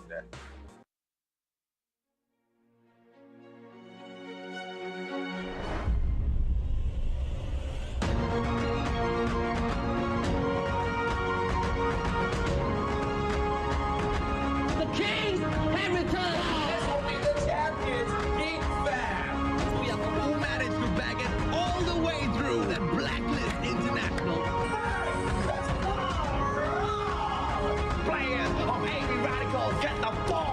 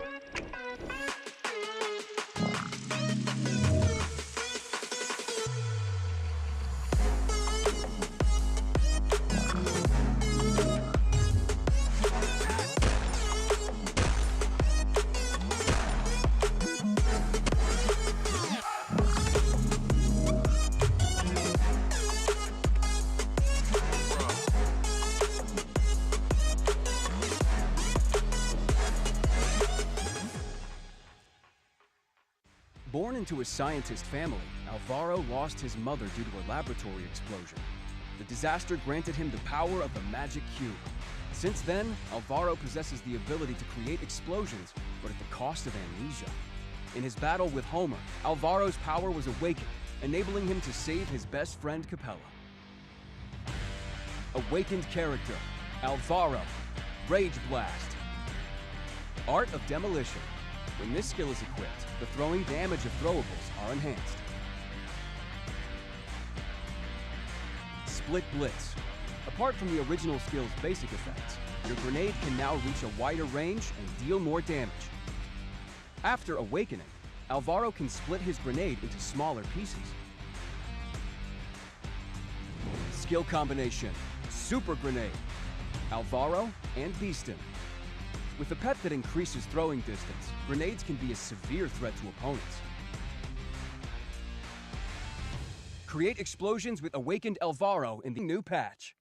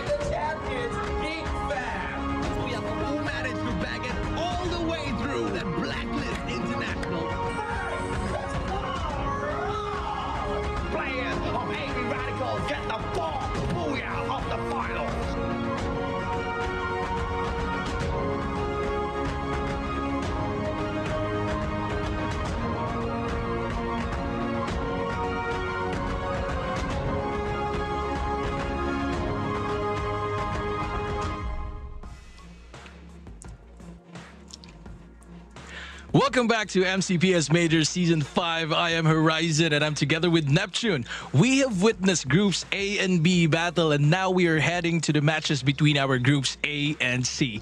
Based on our groupings, AV Radicals, Sem9, Todak, Tokdalang, Tactical Intex, and MAB Esports are in Group A. Do you agree that this 4 consecutive games tire out the players, or is it the other way around? Do they get heated up from the adrenaline rush brought by this setup? Well, it seems like they're still in the momentum, especially for Group A, but the other teams from Group A are being caught off guard, especially with the rotation they have. Same problem that they have from yesterday and when they were in the initial group. So hopefully they can fix that, as well as they are going to challenge or be challenged by the well-rested Group C, wherein Farang and Geek Slate will be in here. And as we know, the map of Alpine is one of the forte of both of teams, Farang and Geek Slate. Sem9 from Group A is on 3rd in terms of ranking them in this map, and they will be followed by AV Radicals. But those in the bottom, especially as you pointed out at the start of competition or start of the previous match, Pando EWG really needs to make a lot of points, because currently they only have 1 point in terms of all the maps or matches they played in the Alpine map. Although Alpine is always just played once, and then it's going to depend on the random map selector. Pando EWG still has to get a move on with what they're planning to do, right? Since they're one of, again, the invited teams that we have, most likely they're hopefully preparing for something more. Yeah, I mean, we just want to see a lot more. But for those of you who are waiting for more, we have in here the giveaway code for the Pop-Pow avatar. It is MCPSS5KSFSR4. And there we have it. Once again, it's MCPS S5, KSFSR4. I saw KS in there, and I've seen a lot of kill steal being done earlier, so that's why I paused a little bit in that code. But anyways, this is from us to you, especially for those giving out support in all the platforms that we are live right now. And please, in return, we are only asking that you like and share the stream, and also get your friends to watch this as well, because similar to what we've seen earlier on Group A and B, a lot more is in store for MCPS Season 5 once Group C jump into this fight. And that again will be at Alpine. Match number 3 will be conducted here. Again, AV Radicals with their unfamiliar, I would say, map, and having Farang and Geek Slate playing on with them for now, and a new set of other players since this is Group C. Will AV Radicals maintain their aggressiveness or maintain their, the focus that they're doing? Again, with the code a while ago, it's KS. They have been doing that a while ago because they have a lot of kills, and it's a tactic that they're doing since since our matches started. They are very much aware of all the people battling around them, and when those people are resetting, they rush as soon as they hear the gunshots stop, so that they can get those guys.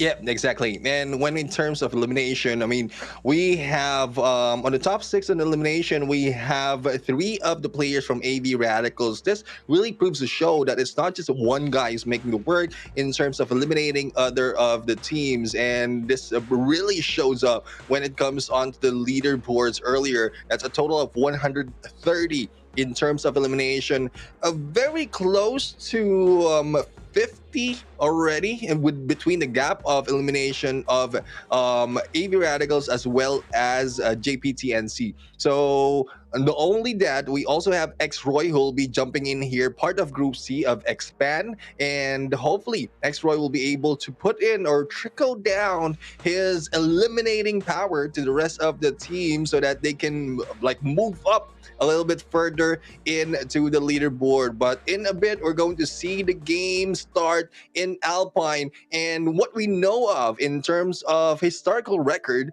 is we have 2 of possible hot drops that's happening. It's Sem9 and AV Radicals in Snowfall, or in the northern or northwestern part of the map, and Tokdalang as well as Tactical Intex in Militia. And from what we've seen in Tactical Intex, they will not be backing off in this Militia drop.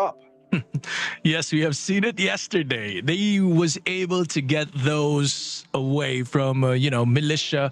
They were able to win that battle yesterday. And again, 20 seconds remaining before we see that again.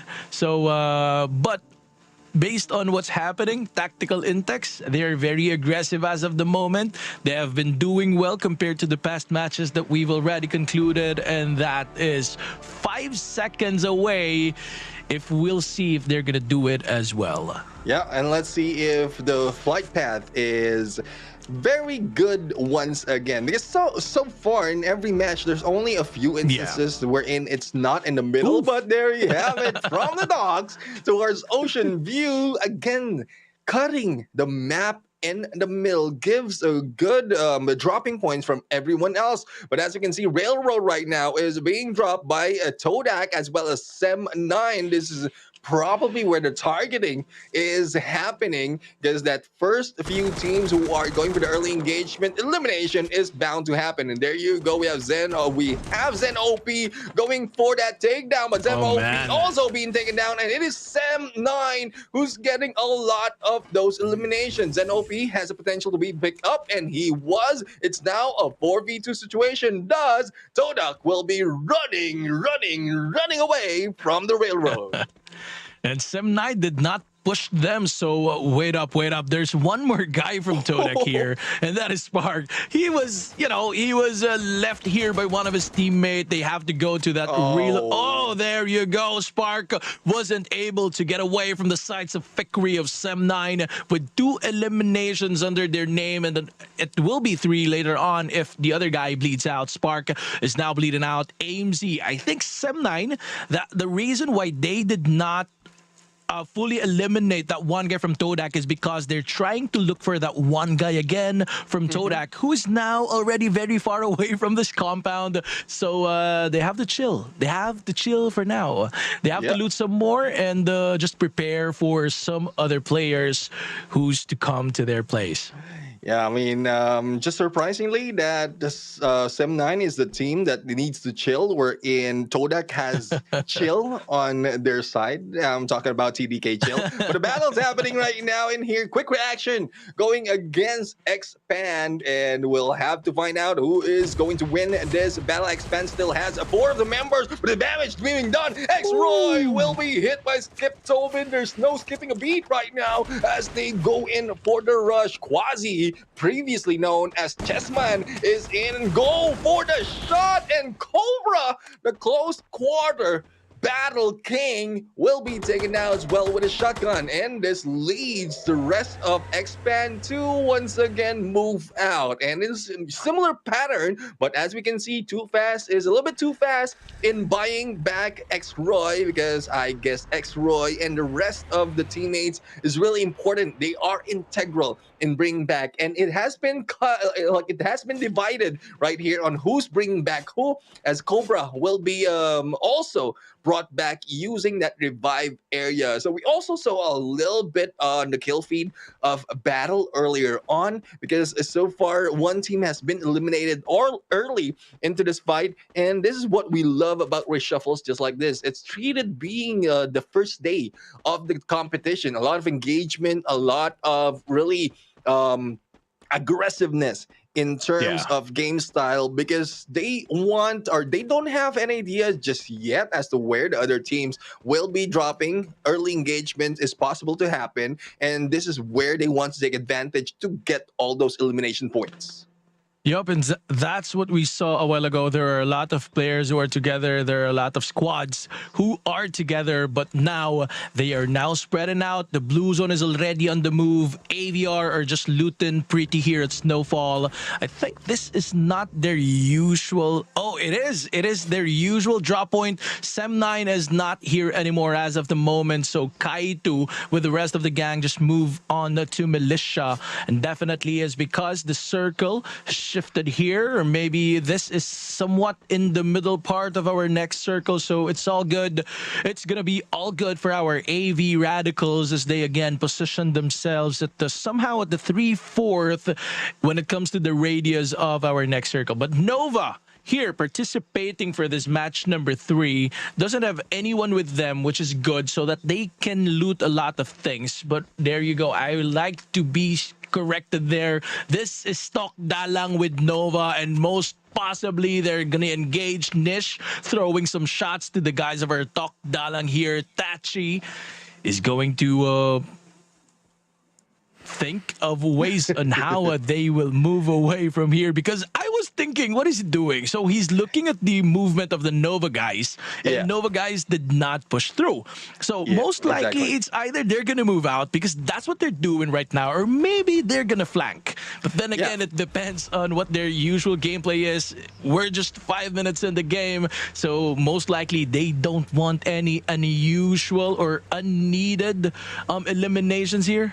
Yeah, right? Exactly. Yeah, Nova right now is currently in the 17th spot, so they don't want to be eliminated early. They're not really doing well in eliminations as well, so they want to survive a little bit further. There's a lot of blue walls being laid already and the flank being done. But one thing about Tok Dalang is they are not just focusing into one direction. They want to go for the flank as well, and this is what Siahid is doing. So trying to box out all the exit, whether it's left or right, for Nova right now. But it's a good thing that Nova is also sticking together, so they can go back far, far away to where they came from on the Garrison side, and they might be able to survive, but Rails will be taken down, or Riles will be taken down in there. And the glue wall, it's a good thing to be laid out, who will give them a little bit of coverage, but they need to defend themselves as well, because there's a lot of gunfight as well as angle being taken by Tokdalang right now that can catch them off guard. Nish right now, nade thrown at them. Good timing by Shahid to get away, and shots on the other side to distract them. But it's 1v2 situation. There goes Shahid being taken down. This might be what Nova is waiting for, but unfortunately for them, Bad is also down for the count, and 3v2 situation is what Nova has to face. Even though Nova has a good tactic of backing down, they were still damaged and are remaining with 2 members, while Tokdalang still has 4, even though they get... And there you go! Ooh. As soon as that, Nova was eliminated, and that is because of the movements of Tokdalang. And, you know, it was so good that Nova was able to defend themselves, but it's the aggressiveness that Tokdalang was showing that made them win with that. But anyway, as Zeke was taken down, he was in the open area, and what was he doing? He was running out open, and the other guys are here from EWG. This is Manchai with 1 kill already, and that definitely came from that one guy taken down a while ago, Geek. I think they were not aware that there's some guys here lurking around the area that they're in.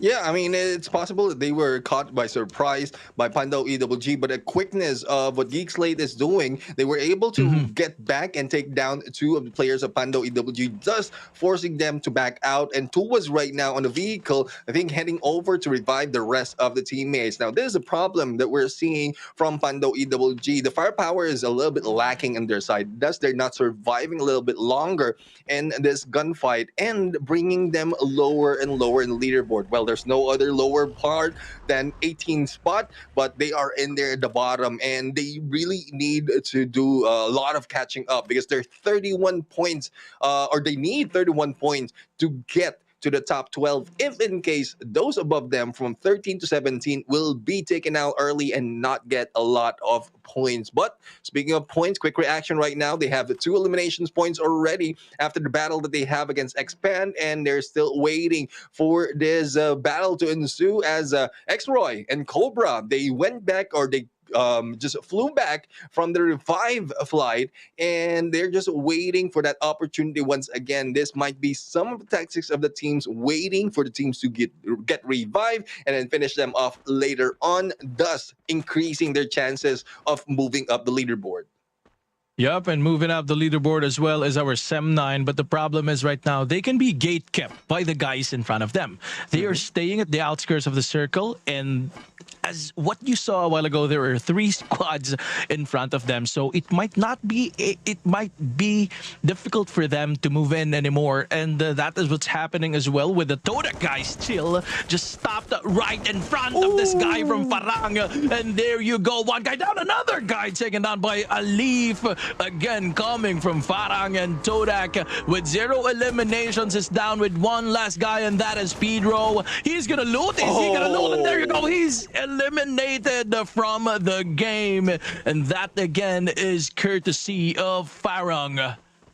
Pedro just went YOLO in there. I'm the only guy remaining. I just want to take it out who took down my teammates. But unfortunately for them, Farang is well prepared to battle them in that situation. Now with the vehicles, they can move up and meet up with the rest of Farang right here. And imagine, it's only 2 players from Farang who just went against Todax. And the 2 players who went ahead already, especially for those on the buy area on the minimap, might be meeting some of the players of Tokdalang. But Tokdalang is well prepared and well equipped as well, because they went through a few of their airdrops, and we'll have to find out as to who will be surviving this, because not only is the teams the challenge for them, they need to cross this small river, and the bridge is already being covered by Geek Slate.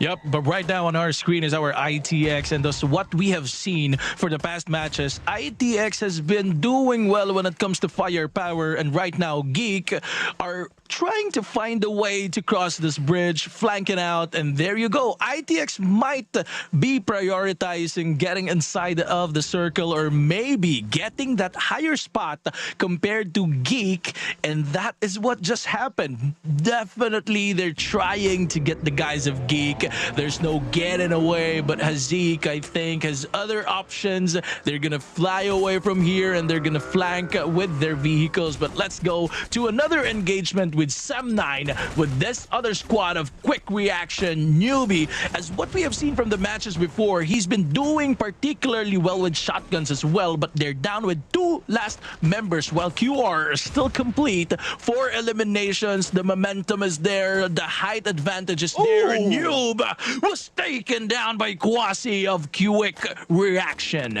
Yeah, quick reaction right now doing well, especially in elimination part. They are not being taken down early into this battle. X-Pan is not far behind, but they are focusing on AV Radicals, who is just driving in there on the compound. Sem9 right now, only no key, who might be the only guy. There goes the rush, and Sem9 with a backstab and a pinch being done by quick reaction. This is a new quick reaction that we're seeing a little bit more of aggressiveness coming from them. And again, we're looking back into day number 1, where in quick reaction is doing well in eliminating a lot of teams. Good thing they recovered well as in this fight, because X-Pan just crashes through them. But who survives, we'll have to find out. X-Roy will be in here. It's a good thing the time turner will be able to pull out just in time for them to defend. And there goes Cobra. Close Quarter King is back and doing all the slaying with the help of X-Roy. They might be taking out quick reaction in this matchup. I thought that this was really a good game for quick reactions, but it was the other good game that we're talking about. It was Expand, who's gonna take their time getting the guys of quick reactions, as one more guy from quick reaction is running for his life. Problem is, brother, ITX is in front of them, and Too Fast is here chasing him, and he doesn't know that he's just on the other side of the boulder, just where Too Fast is at. Oh man, did he see just him? Oh man, and quick reactions is eliminated just like that, brother.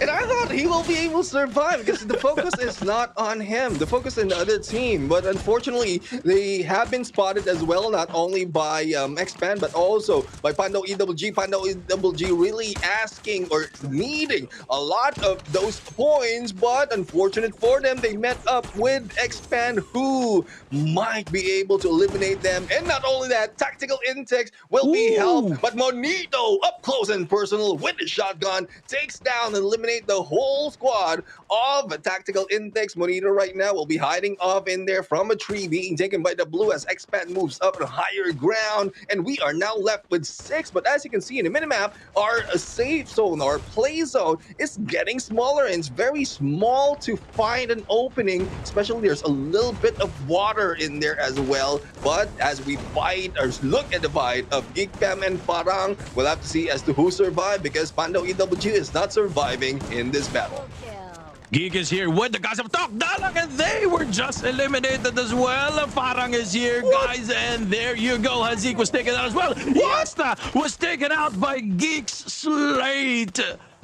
Farang, Farang was... Oh, man.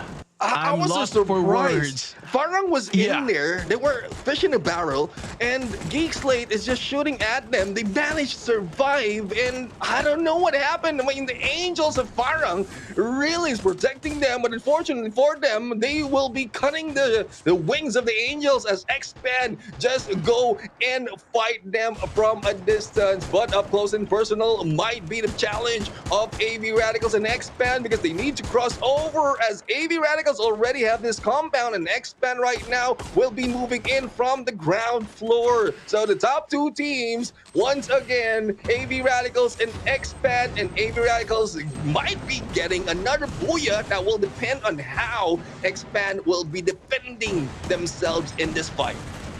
Everyone is lost for words while Xpan is moving in the compound being taken by AVR. And there you go, Kaito. 2 guys from our Xpan are taken down, and another guy. We're down to 1v3 situation with a trade knockoff, and Xpan has been taken out of the game, and AV Radicals again took the booyah. Back to back. That is what AV Radicals has to offer. I mean, Grand Slam already just for this day, and they really want to show that they're not just, well, they are killing, they are the eliminators in this match, but not only that, they can tie it off with the placement point with the booyah. So it's the balance is in there already. AV Radicals is proving that they are a force that cannot be moved from that #1 spot. So we'll have to find out who can challenge them, but I'm praying for those who are bold enough to challenge them, because so far a lot is trying, but no one from this day have succeeded just yet. Yes, and that again is AV Radicals all the way from the Philippines with 3 booyahs already from this day alone. Exactly, like exciting. A lot of engagement that has been happening. Surprises I'll be thrown into. I like to see in this area as well, or in this highlights as well, how Farang managed to survive the rush of Geek Slate. Or I might be just mistaking them or switching them up, but this is where Todak has been eliminated because of a little bit of courage from Pedro that is off as well. He just rushed in, and he have the double pistol in hand. For a while, I thought he was gonna loot, man. But I'm just waiting for the side wherein we see Geek Slate go against Farang. This is what I'm talking about. It's Geek Slate who is going against Farang. It's already in this barrel, but the response of Farang just took down 3 in there from that moment. But again, I don't want to take this away from AV Radicals. AV Radicals has took 3 booyahs already and is about to break the record of the number of booyahs that can be taken within a day. JPTNC is one of the teams who they're tied off because they got 3 in one day already, but back to back is something that AV Radicals might be showing us. Another one in this Alpine map would be, or in this Nextera map would be the answer, because we know and mentioned earlier Nextera is one of the forte of AV Radicals. All right, we'll see about that. If that is the case, AV Radicals again taking 3 booyahs already, and they're left with 1 more match for this afternoon. Have you seen how they played it out for the last circle? They were doing that for the past matches. Yeah. Some other guys were battling around the area, but they're not doing anything. They're thinking, should we be here or should we move? Should we go to the next compound or what? But they just did that. They saw all the guys going down, and they just flew their bullets out to them, man. And that's what made them win. Exactly. I mean, one thing is for sure, I think the goal here for AV Radicals is to get the booyah, really. Like, we saw how the elimination is dwindling down earlier for each map. 11 and then 9. I won't be surprised if it will be lower this time, because before the battle happened between Expand, they only have 2 elimination on their hand, and that would end up as 6 in terms of total elimination just for this match. So it is going down. They're focusing more of a placement, and I guess I don't know, they're just showing off that they can do placements as well, apart from just being the terminators of this league circuit. I think this is a testing phase for them, for all the things that they can do, and definitely this is already a test for the grand finals that they're doing, since okay, for this game we're gonna go for the kills, okay, for next game we're gonna go for the placement. So I think that's what's happening, man. That's what they're doing. And will they be able to do that with Nextera? And again, Next Era is a very unpredictable map for me, as we have seen different, again, complicated things that's happening, this positioning of the circle, circle, also all this road circuitry that we have for Nextera again. So will we see another booyah coming from AV Radicals, or will it be the other people who took some booyahs from Nextera from before? Well, Farang is one of the team. It is possible because currently, if I'm looking at correctly, they have a potential of being in the number 3, or they are still number 3, but still maintaining that. And if in case they do well compared to AV Radicals, they can catch up. JPTNC is not really doing any points, especially for the 2 matches that they are resting. So with the 10, with the I think that was 16 points that they had below JPTNC. And then after this match, they will be able to catch up in there and get the number 2. But with how much lead AV Radicals already had in the 3 booyahs that they've taken, it's becoming, I couldn't say impossible, but difficult for the team to, I mean, it might be, but it would depend on the luck and performance as well.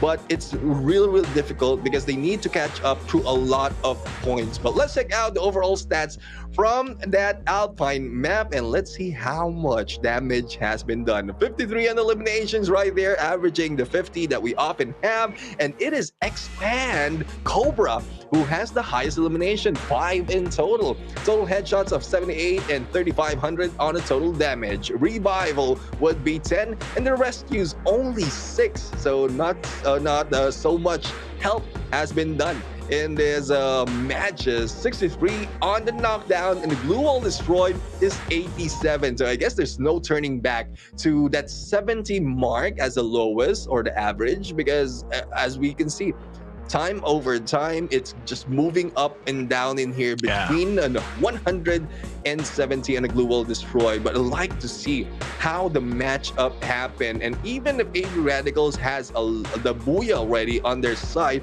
is that enough to beat Expand? Because as we saw earlier, the MB or the highest skill has been taken by Expand.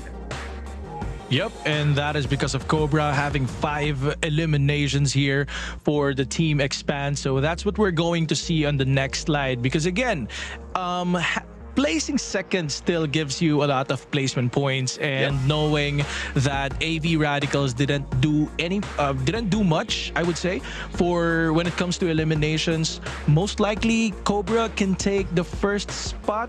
But before again we head on to that, we are gonna see the most valuable player for that recently concluded match, and that is still Cobra from Expand with 5 eliminations, 1,364 damage, and 31% on target percentage. And as you can see, 1,364 damage is a little bit low compared to the average that we're seeing from the matches that we already had. 31% is as well a little bit low, but there you go. Most likely, this 5 eliminations came from the final moments of that last circle. Yeah, exactly, because we saw Cobra being eliminated early, being revived back into play, and that's one reason why they didn't do that much in terms of elimination. But there's no question, Expand did well in there. A lot of engagement that they won, but not the final. But they still managed to get 10 in there on the elimination, plus the 9 that they have on the placement that makes them the team MVP with 19. So I guess the calculation is right earlier when I assume that AV Radicals only have 2 plus the 4 who's coming in, so it's a total of 6 plus the booyah, so they're low or below the match point that Expand has. They have though Expand have though close to 7,000 in damage, so I guess it's close to the average that we have. The assist also helps them in managing all those elimination, but in a bit we're going to see on really what happened in terms of numbers for the story between these two teams. So Expand will be in the top 1, I believe, and then followed by AV Radicals, who got the booyah but didn't get as much elimination compared to Expand. Let's see the match standings right now, and there you have it, 19 and 18. Expand will be on that number 1 horizon.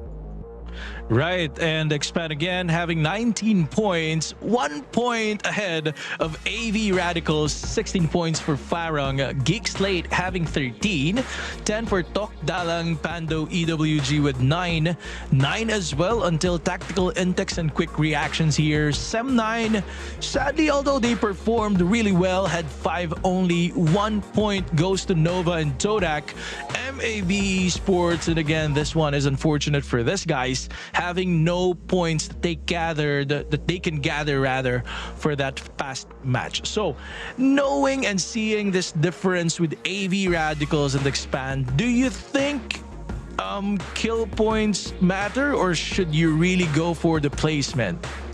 Well, again, it's so dynamic that you can play with elimination points to a certain level, but if you can survive longer and get the highest in terms of ranking points, then it's really relative to each other. So if you're surviving a little bit longer, there's a possibility that you can see a lot of teams who are only 2 or probably 1 left, and it adds up to all of your elimination points. But let's check out how it changes, if it changes, our overall standings. 251 for AV Radicals compared to JPTNC, who haven't played really in this 2 maps, of 190. So that's 61 points already lead, and Farang is 10 points behind JPTNC. So that's 71 points against Farang. So it's making it difficult really to catch up and pull down the AV Radicals of number 1. Expand in there was able to move in as well. 8 points difference between Farang, and they're doing well in terms of balancing both rank points as well as elimination points. Ilustrados Huegos, who was part of the previous group, which is B, will not be moving as well. Sem9 slowly moving up. Udo Axis in there with 130 in number 7. Tactical Intex in number 8. And Todak in number 9 Horizon. Yup, and for number 10, that's going to be 116 for Geek Slate, 107 for Tok Dalang, 104 for Quick Reactions, Freedom with 103, 89 for MAB Esports, 88 for TFC Esports, Project X Gaming, 81, 76 for Pando EWG, and Nova with 74 total points. And that is the overall standings we have for until our match number 3, which is which was done in Alpine. So next up is going to be next era or next era that we have. So will we see another next era moves coming from the squads? Because I am actually particular with Expand. We've seen a different guy with our MVP slide a while ago. It was not X-Roy, all right? So I was expecting Yeah, it was Cobra. So X-Roy was the one who got the MVP title from last time. Yeah. Will they be able to continue this momentum that they have? Because again, I think they're hungry for kills. While AV Radicals are very hungry for placement as of the moment. Will they be able to do just that in next era? That's what we're going to see for the next match. Well, we do have to find out, because compared to the previous map, Expand really is not doing that well in terms of next era. And out of the 12 teams who will be playing this time, it's Farang who have a better advantage, even compared to AV Radicals. So I won't be surprised if AV Radicals will be targeting to get that booyah once again, regardless of how many elimination points they have. What they want really is to show up in here and get 4 booyahs out of 4 matches that they play for today. So let's see if they can pull it through right now with this approach, because this will really be amazing and will bring AV Radicals to a different level. We've hyped them up so many times already, and I guess they are being bored of hearing that they're only eliminators in each match. They want to hear as well that they can deal with a lot of placement in all the competition that they jump into. Most likely they want to be featured in our team highlights twice, because in the first before we started this second week, they have been there. It's just that it's because they're at the top spot, but not because they got a lot of booyahs. It was JPTNC who has the most booyahs as of until our first week. So most likely what they want is to see themselves twice. What do you think? Well, it is. It might be. It might be. I mean, I need to talk to some of the players or probably manager of AV Radicals and get their thoughts. But regardless of what it is, I'm still amazed. I'm still surprised of what AV Radicals has made themselves in here because, as I mentioned, from when they put on the Radical brand, they have been in there amazing us with all their gameplays, different gameplays compared to the others. And this is more of them really improving against themselves, not really comparing themselves against the other team, just comparing themselves against themselves. And this is a better team compared to what we've seen from the previous season. So as a plight right now will be again cutting the map in half. Well, no surprise, Intellect Center will be the drop of AV Radicals. Let's see if Sem9 will be challenging them as well because we know that they did that before. But the question is, with the 3 booyahs that AV Radicals has, is there still a calculated risk that they can take? I think Sem9 is already moving out, but who's moving in towards them? It is Nova. So this is what excites me in next Terra map. A lot of early engagement that will be happening. Not only that, another team in here from the lower side, Geek Slate and Quick Reactions. This again is the battle between Quick Reactions and Geek Slate. And we have seen Quick Reactions for our last match, and they were able to get those guys who just managed to drop with the same place that they dropped a while ago. But as of the stats, this is their usual dropping point, or it's not their usual dropping point. It is Geek Slate's dropping point. So it's QR who just went here in the location of our Geek Slate. And right now, they're still finding each other, looking for a way out of this area as of the moment. And Geek Slate is around the guys of our Quick Reactions. So hopefully, they're all well packed up. APs from our Geek Slate has sights on the guys of our Quick Reactions, and based on this, Quick Reactions location can be pinned down easily by the guys of our Geek Slate.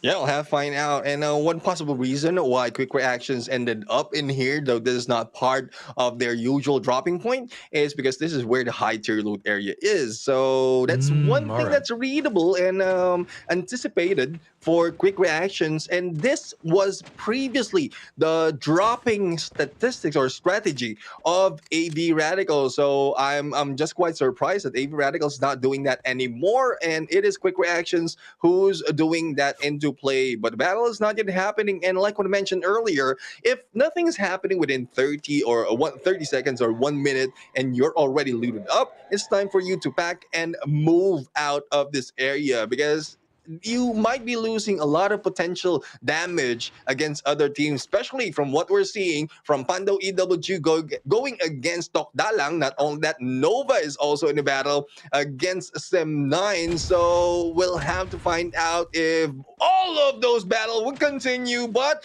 Too Fast is getting bored of the chase and wants to get on those elimination. There goes the knockdown. But let's see if Geek Slate will be able to catch up in here because it is a 3-team battle right now in this area of I think this is Grab Labs that they're taking. Yes, and again, it was a third party kill coming, or maybe knock coming from our team Expand, because they were not here a while ago. Too Fast is now Too Fast to move out. There are some engagements happening, and we just saw from our screen that Nova is now the team leader when it comes to kill, and Too Fast just went back in. QR is now resetting, but the problem is with our Geek, they are spreaded. 1-2 split. Yes, that just was taken down as well, most likely by Too Fast with that guy, and there we have our Expand as well. Another engagement outside of that building, and there you go. He's taken down. Don't you go in front of me because you're going to receive a good beating. And that again is Expand with the aggressiveness that they were showing since the start that they are here. Expand was able to get 3 eliminations already. Yep, 3 eliminations right now, and well, it was a patience gameplay for Expand, Yes. I would say.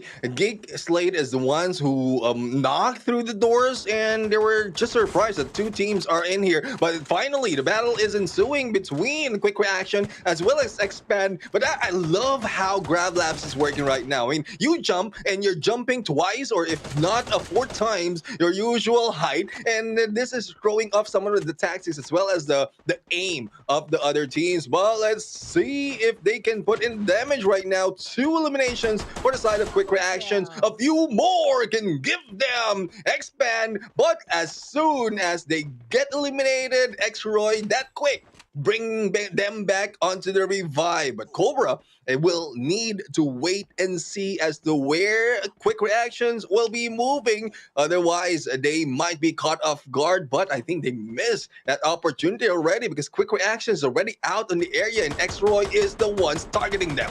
There's still one guy inside of that building. That's Kwasi, and he is giving X-Roy a hard time. And then with that glue wall, which was taken down, Kwasi was able to take that one guy down from Expand and Cobra with the rebound. Cobra, don't you eliminated my teammate. All right, that is Cobra telling the guys of our QR. But right now, Sem9 is here as well.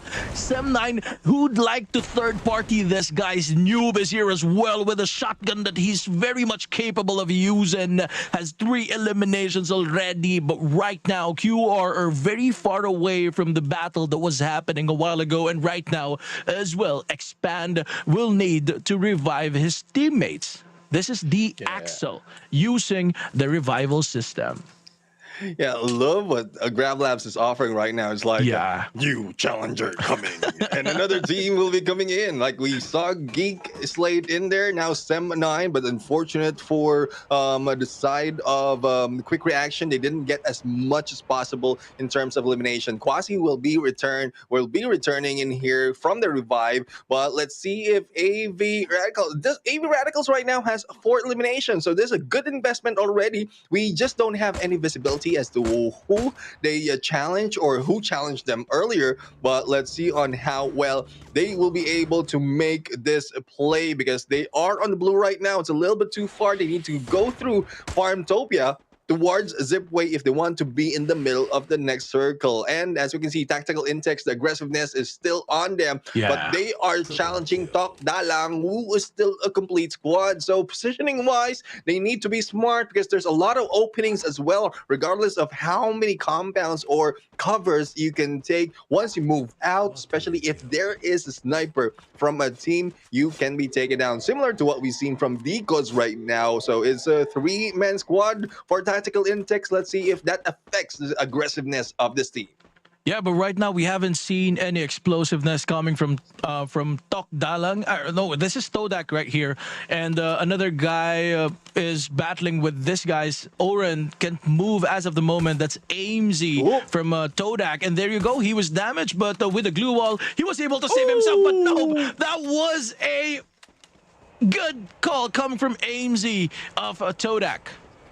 Yeah, and Pedro for the backup as well, and a good response as well. So knowing that the damage has already been done for Tactical Intex, they just run through. And we saw Pedro earlier. I mean, he's the guy who cannot be scared in any moment. Regardless if he's all alone, he will be rushing in. But what more if they have a complete squad of Todak with him? Nades being thrown right now onto this compound. No knockdown happening just yet, but they have no choice as to rush everyone in this area. Chill right now, just chilling in the corner, just waiting, just to make sure that they don't or will not be eliminated that quickly. Not only that, they have good coverage as well from afar. So just in case 3 of the players of Todak fail, there's one who will be waiting on the other side. But no eliminations happening just yet. Just more of the damages that is easily being recovered by each of the team. Oh! They are inside of the next circle, and and it's all good. They can kill themselves or they can eliminate themselves. Todak is here, still complete. They are now dominating this one.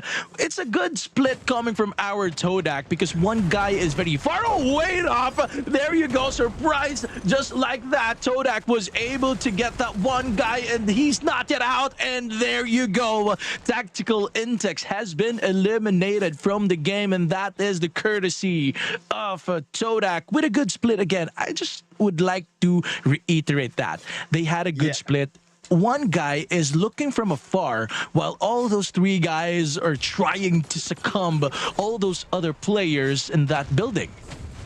And let's see, looking at the map right now, Todak does have the building, but who's swarming in? It's AV Radicals at this point. So I guess they heard me earlier, and they were thinking, okay, Neptune is telling us that we're not that aggressive anymore.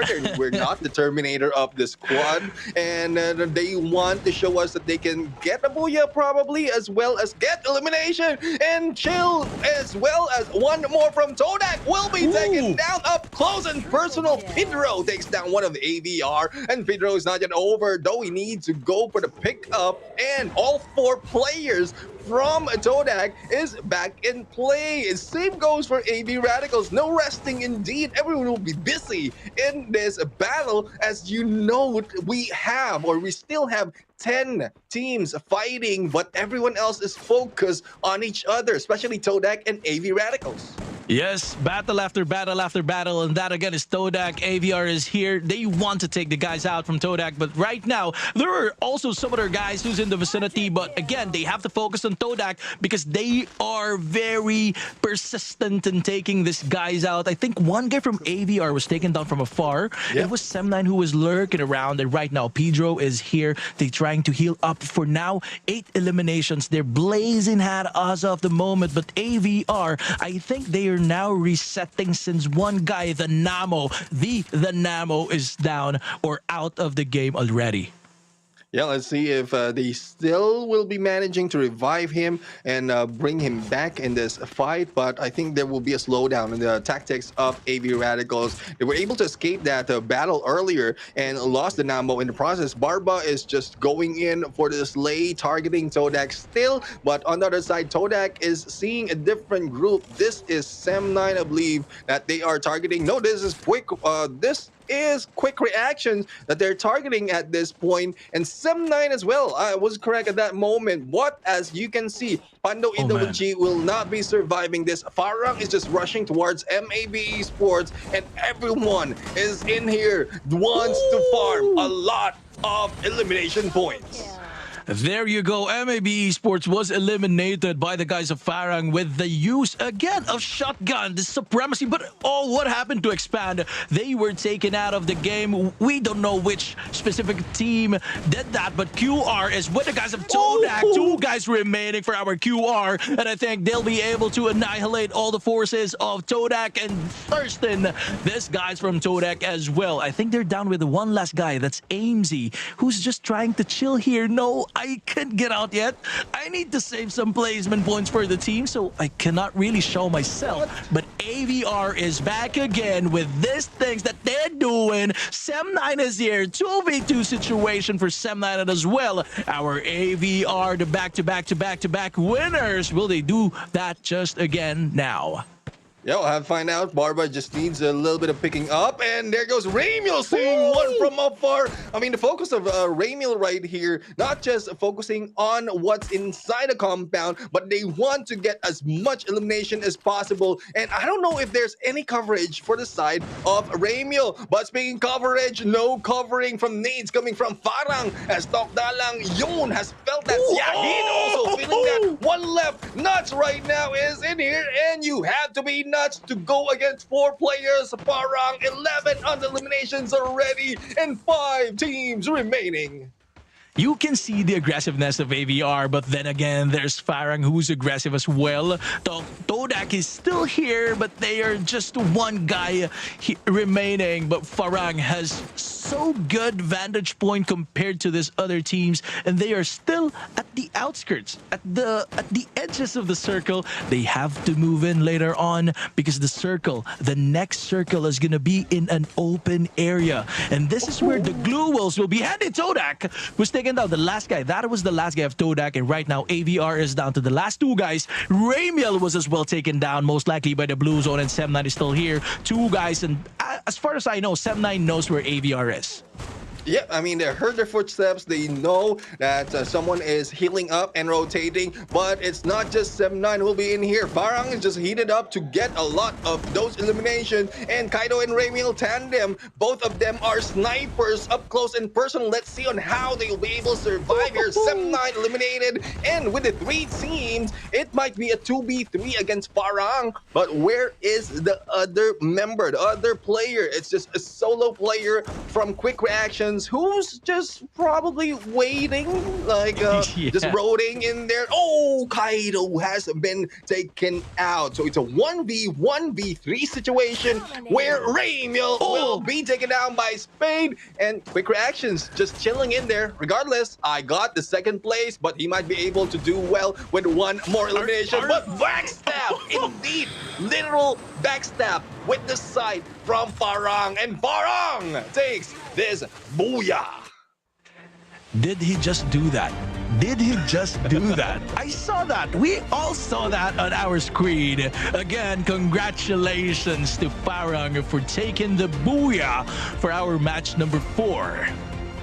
Yeah, I mean, the teams of Farang really proves from previous season that they can do a lot of booyahs. It's just unfortunate for AV Radicals, though, that they went into gunfight after gunfight wherein they can be safe, wait for the other teams, and they can get the booyah in here, just proving us that they can get 4 consecutive booyahs. But no question, they're still in the top right there. Farang is very, very close behind, and this will add up to what's needed for Farang to close the gap between them and AV Radicals. And as we look at the highlights right now, I really love to point out how well Nextera is ending up, especially with the engagement. So, like, I don't know.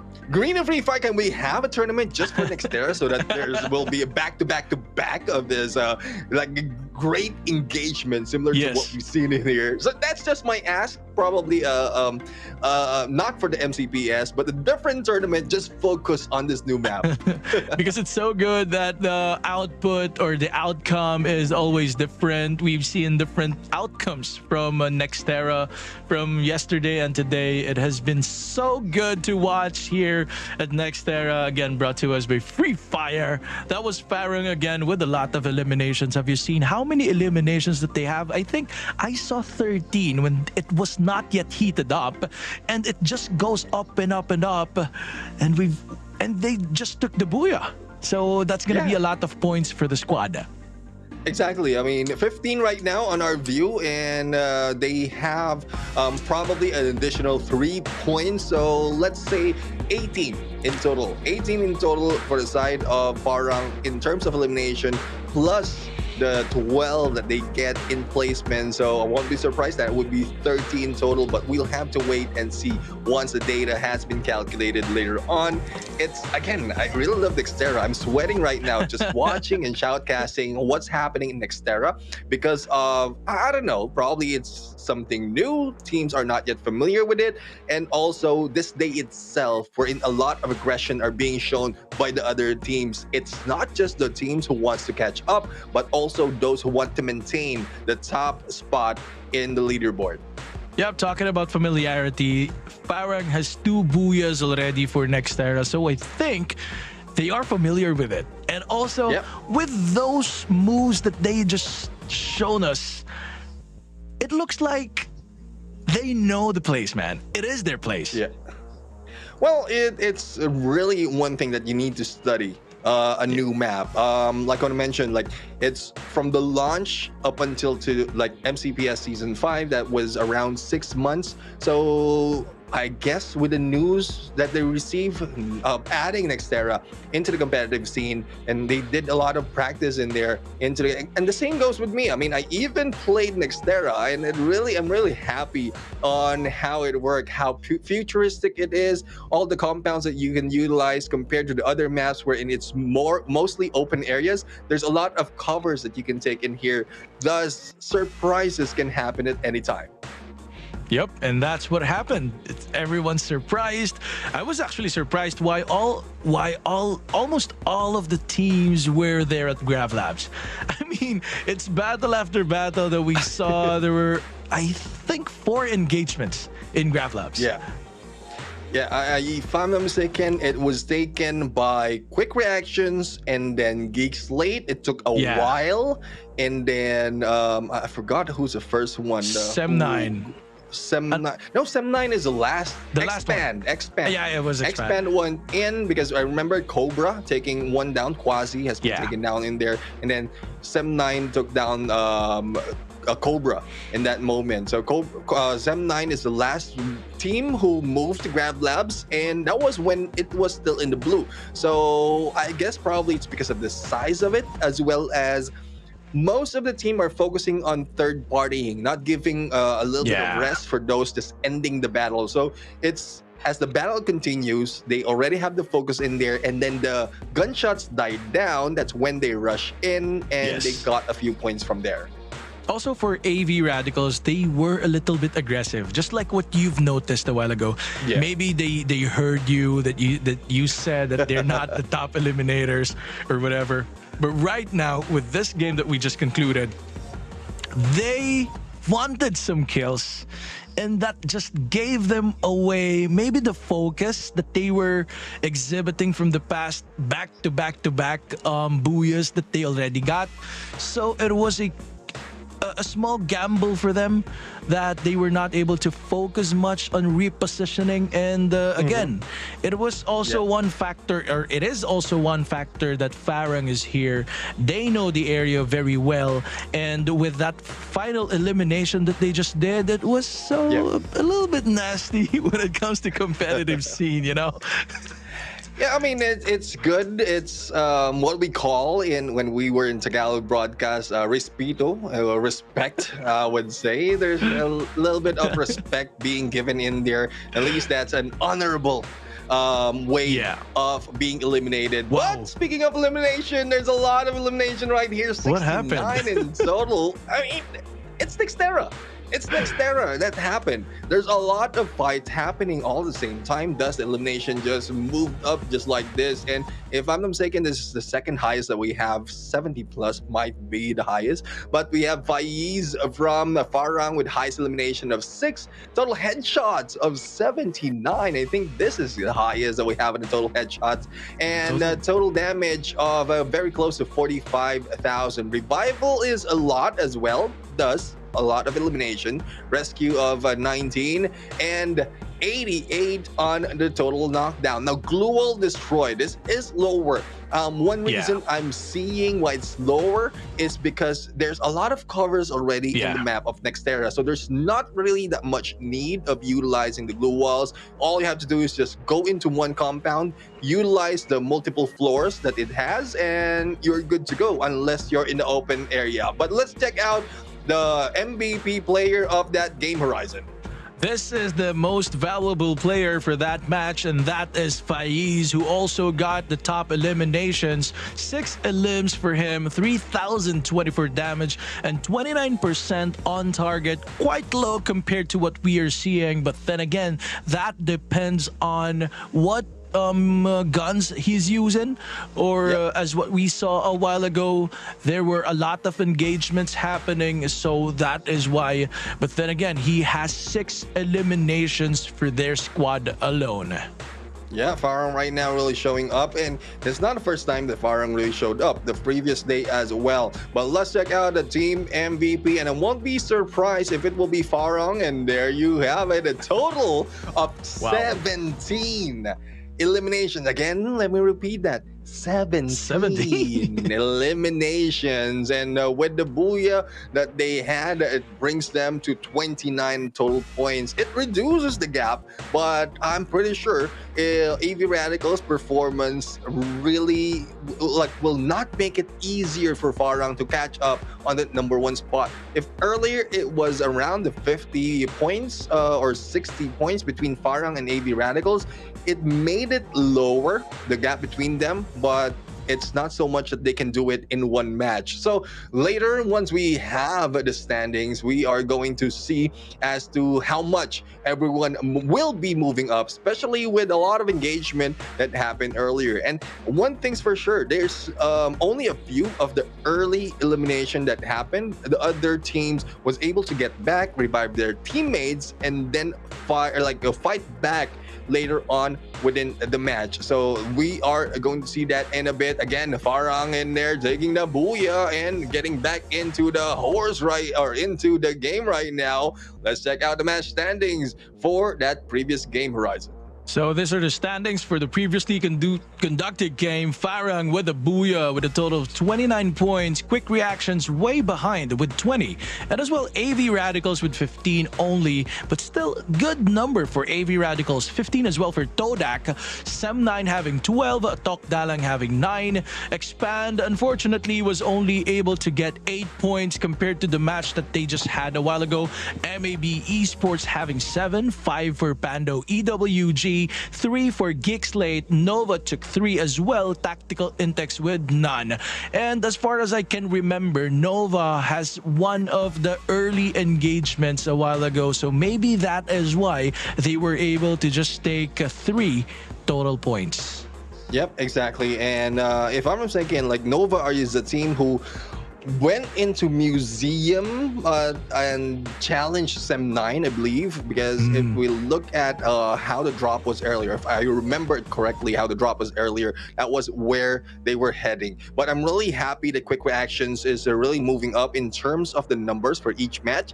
And previously, they were on the 10th spot, so they're already, I think they're already safe for the top 12. But with their performance itself, they can add a little bit more that might move them up on the overall standings. Let's check out the overall standings. As I mentioned earlier, Farang, though they did a good job in Nextera, AV Radicals will not be caught that easily. 266 points against the 209 in second place.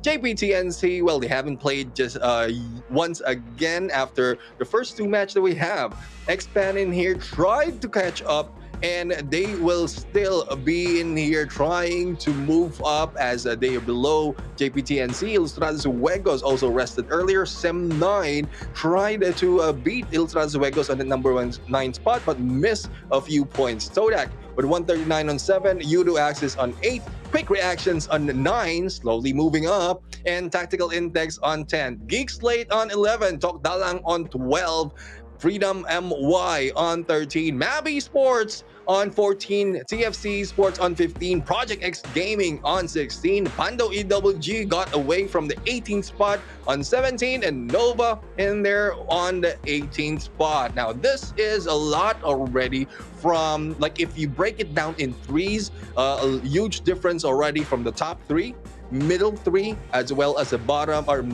top third, middle third, and bottom third of this leaderboard. So it's just a matter of catching or getting to the top 12, securing it a little bit with placement as well as elimination to secure your placement on the grand finals. Yep, and right now we still have 2 more matches, but not anymore for our team who's under Group A. And we'll see more from Ilustrados Juegos, who's now resting. So we have seen somehow a little bit of a decline from their performances as they're now being pushed down a little by little, level by level, by the other teams who's now getting some booyahs like Farang and all these other teams, JPTNC. So will we see a comeback from Ilustrados Juegos because they've just rested? Hopefully they, brainstormed on what they really have to do in order to get back up, because really, they're already at the top 6 spot right now from number 1. Exactly. I mean, it's becoming difficult for Ilustrados Juegos to get the consecutive booyahs as well as consecutive good game because of how well the other teams are changing their approach. So hopefully this is a chance for them to really move up because on the booyah itself, on the next map, which is Bermuda, they only got one compared to those in the group, which is JPTNC, who had three already in this map, and two from Expand. And as you mentioned, coming from the first place of the leaderboard and then being pushed down slowly, but I couldn't count them out just yet because there's still providing a lot of firepower, especially in the eliminations department, and it's just more of the survivability that they need to give a lot of effort onto. But let's review what happened so far and what will be happening in this day. AV Radicals with the three consecutive booyahs in there from Group A on the first two and Group C on the second two, as Farang took the fourth against AV Radicals. And on the next group, Group B and C, we have the Bermuda map as well as one random map, which I am still waiting to see and hoping that is another Nextera because of, I mean, who wouldn't? Especially as you see each and every day that we see Nextera, the engagement that's happening in there, it's just different every time. And I as a commentator, as a caster, I love seeing all those different gameplays. And well, hopefully the teams will not be bewildered in how to navigate themselves in this map because it might be here for a long time, similar to what we've seen from Alpine when it was launched. Yep, and again, that is because the unpredictability of how the circles are going to come out, and also all the things that the other teams or have planned when it comes to this new map that we have. That again would be Nextera, and there you go. We are now going to see our giveaway code again, and that would be MCPS S5 KSFSR4. That again would be MCPS S5 KSFSR4. And before you take a screenshot, let us just pause for a while.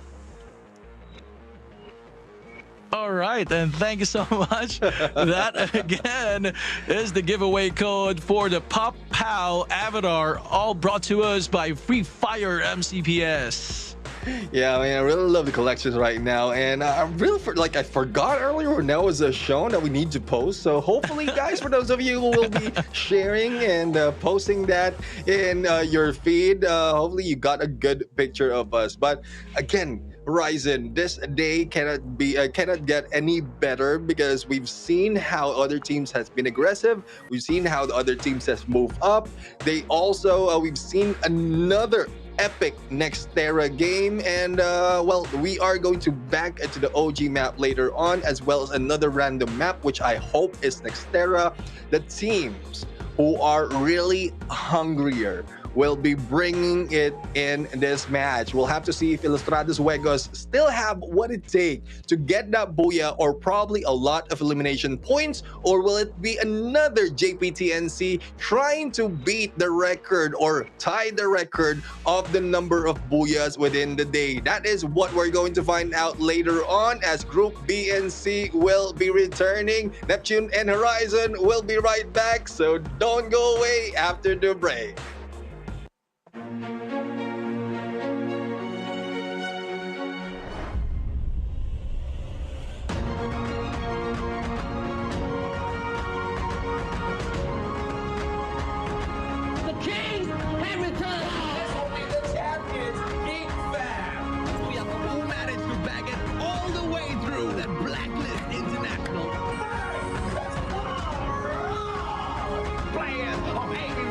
Get the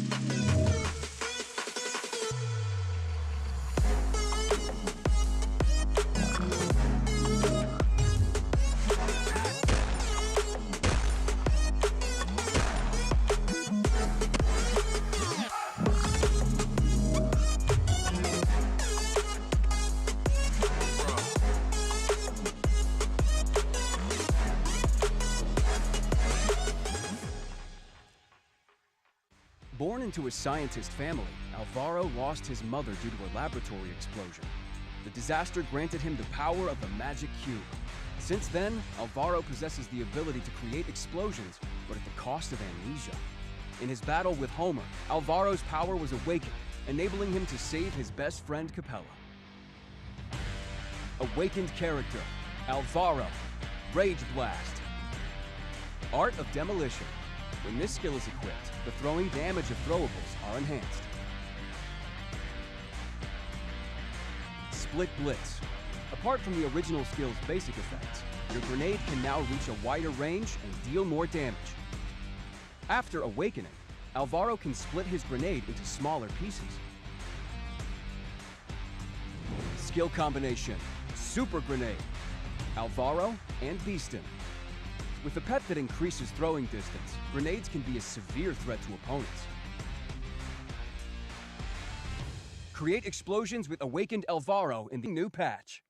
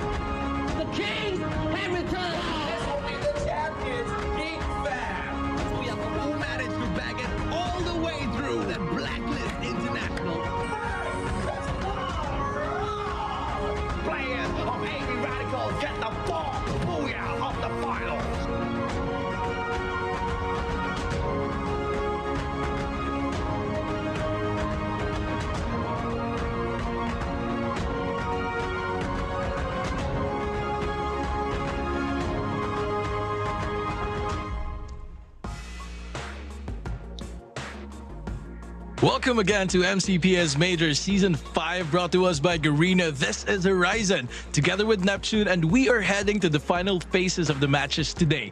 It is now Groups B and C's turn to battle for the Booyah, and while our teams from Group B has well rested, our teams from Group C will continue with 2 more matches. Match 5 will be at Bermuda, and our final match will be decided by our match selector.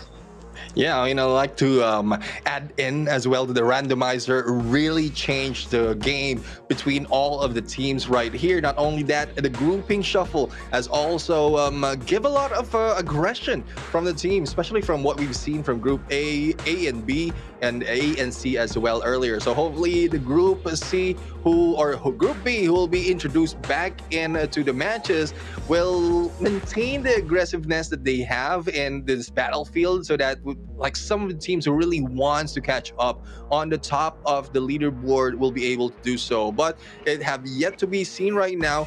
Going back is Ilustrados Juegos and JPTNC currently on Bermuda. They are the top teams out of the Group B and C, who has tied 89 in total in terms of points. But the difference is Ilustrados Juegos focus on elimination, and JPTNC, as we know, focus on the Booyah as well as placement point. Following them is Expand, who had 2 Booyahs already in this map, and they have a great balance of placement and elimination. So there's a lot of storyline that can be unfolded, that will be unfolded in this match. As we can see below, it is Group B and C on match number 5. We're getting close to end this day, so hopefully the teams will be ending this day with a bang. That again would be at Bermuda with Group B and C. And knowing that Group A is not here anymore, AV Radicals is what we were talking about a while ago. Some team can take where AV Radicals drop, and that is in the strip. Okay, so we have Yudo Axis dropping on the strip as well, but I'm not so sure if they're going to take that again as of today. So definitely some has to take advantage of the gameplay that our AV Radicals has shown for the past Bermuda maps that we've already seen.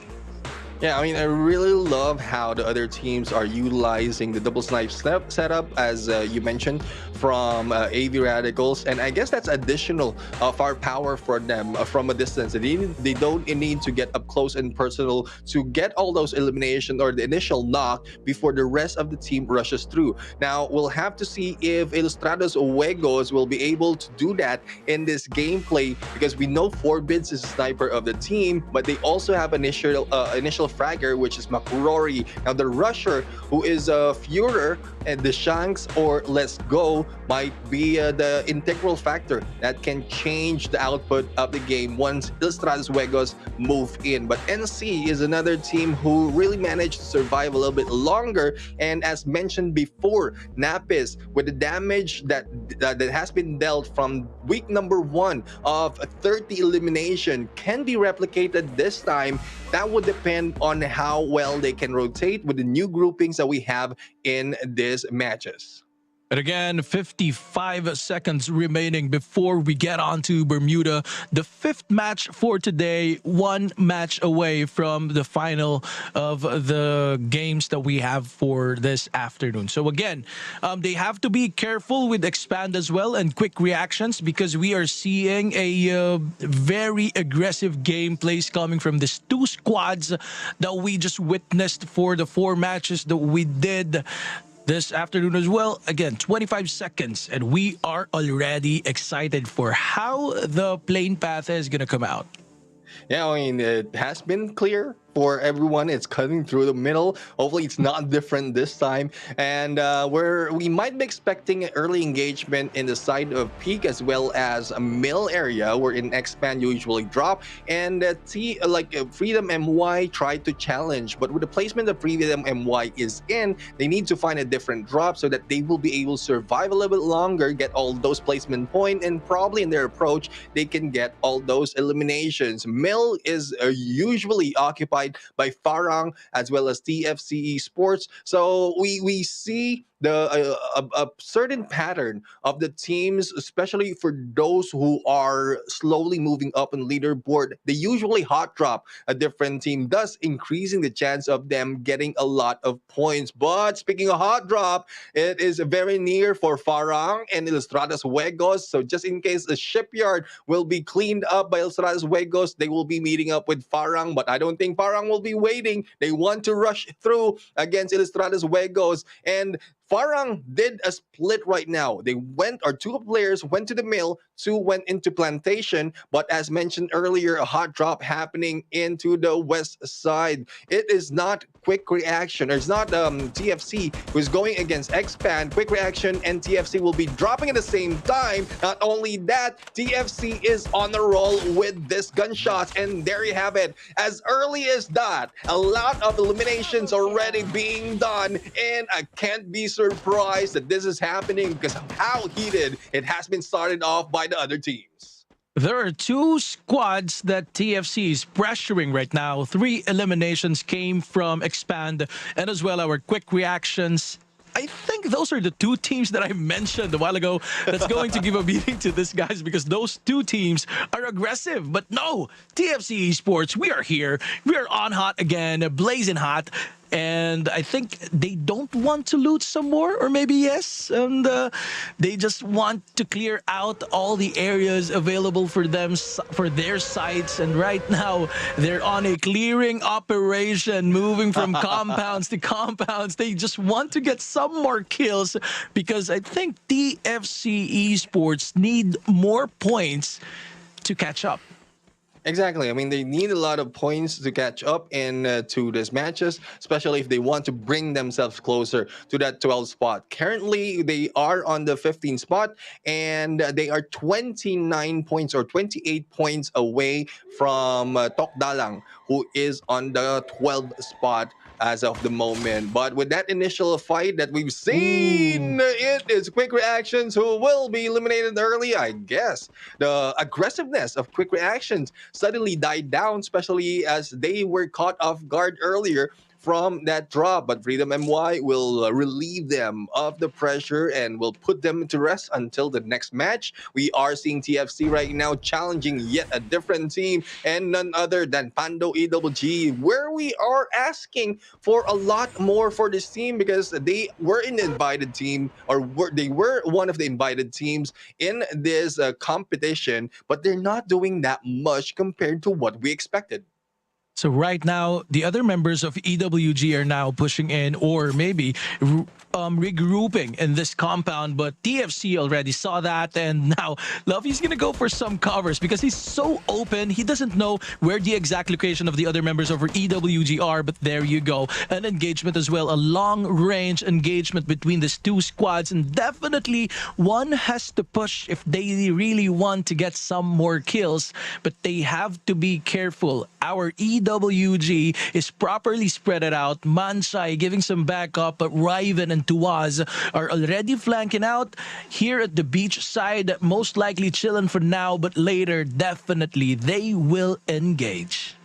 Yeah, they need to engage. They need to put in a lot of effort in getting a lot of those elimination. But let's see, as we have Expand and JPTNC, this is two of the teams right here that we pointed out earlier that has the most booyah in this map. But just in case one managed to succeed in clearing one out, then it will be GGWP for this match of Bermuda. But there's no pressure from both teams being applied just yet, apart from Cobra trying to shoot down the glue wall in here. But I don't think that is something that can be escaped by Yazid because Expand is already spread out, but Too Fast will be taken down as well. The Axel fired back against Dino, and the pickup can be done. Nappies and Asta, the only two players remaining at this point, just revived, I would say, but it might be difficult for them to really survive for a little bit longer. The rush of the Axel right now,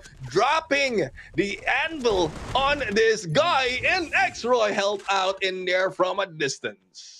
Expand just annihilated some of the members of JPTNC, but we know JPTNC, they want to get some placement points, and that, I think, is the goal of Nappies as he's now moving away from that battle. But the problem is, brother, there is one squad at the location that he's going to, so hopefully he can just reset for a while. But right now, let's go to the one member not remaining, but he was able to survive a while ago. This is Mansa running for his life. TFC is now as well here with a nade, a successful one, gave him 50% of his life. TFC Esports are now moving together. One guy again from EWG is taken down, and there you go for the thirst. Mansai is here. Oh man, he's nade just bounced back to him, and Luffy is here with the rest of the gang. He was able to take down that one guy from our EWG. We still have remaining two, and the other two, as what we remember,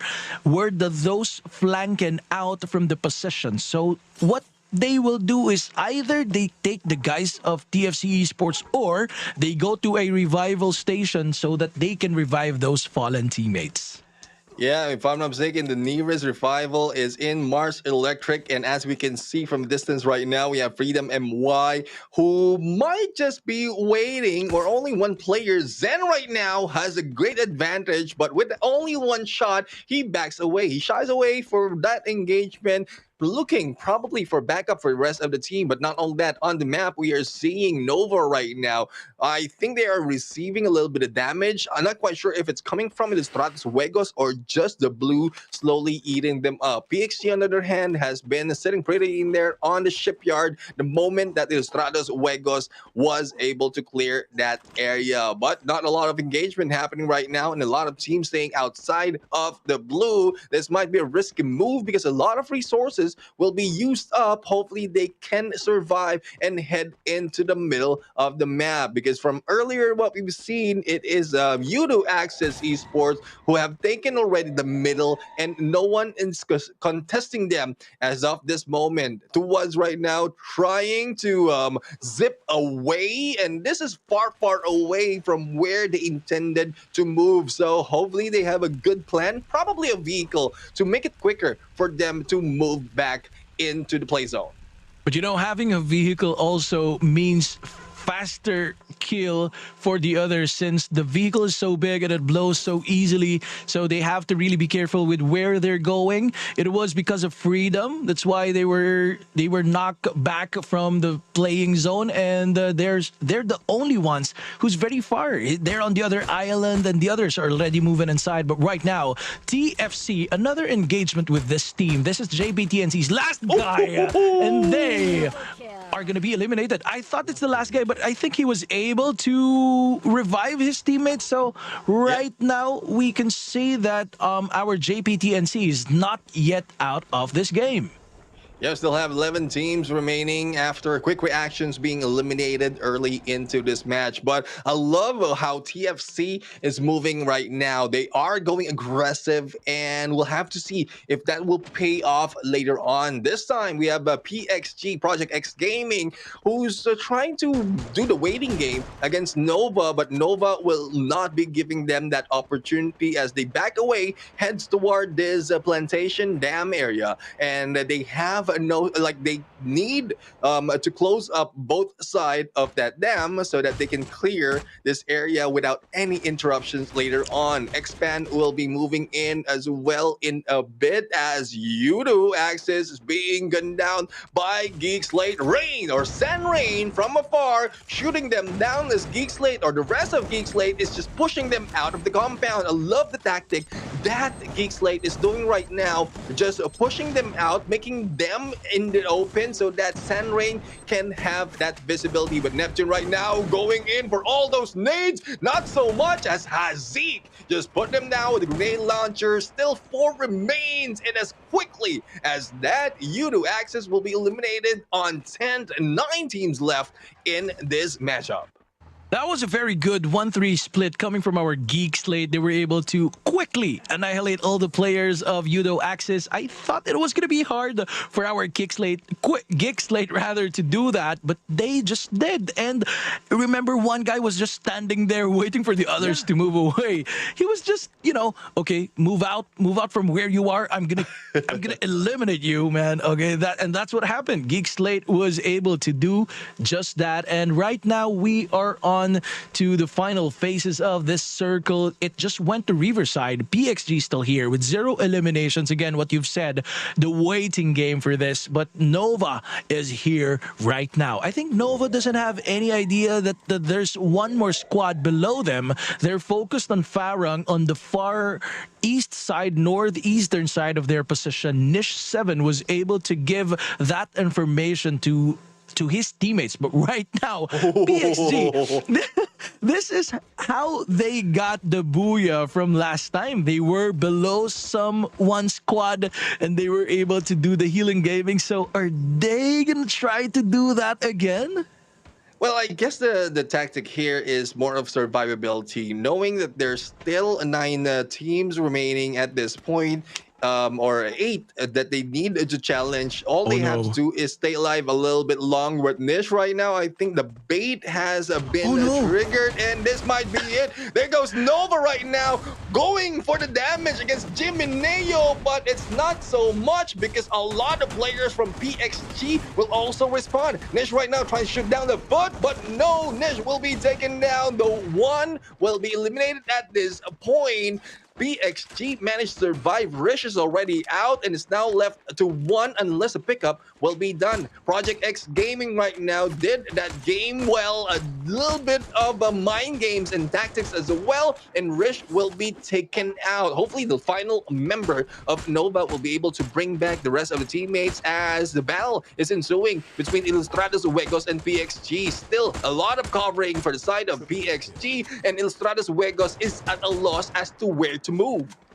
PXG is now focused on the guys of our IJ or Ilustradas Juegos, but there is still one member of Nova just sitting behind those glue walls that they just established. But there you go. They're in the blue zone already, most likely. So later on, Nova doesn't have any choice but to move out from the location that he's in. PXG was able to get this. Some of the guys, only some of the guys of IJ, the Shanks is still alive and kicking, but under their name is 5 eliminations already. Again, this is PXG, one of the Booyah takers from last day, and there you go again.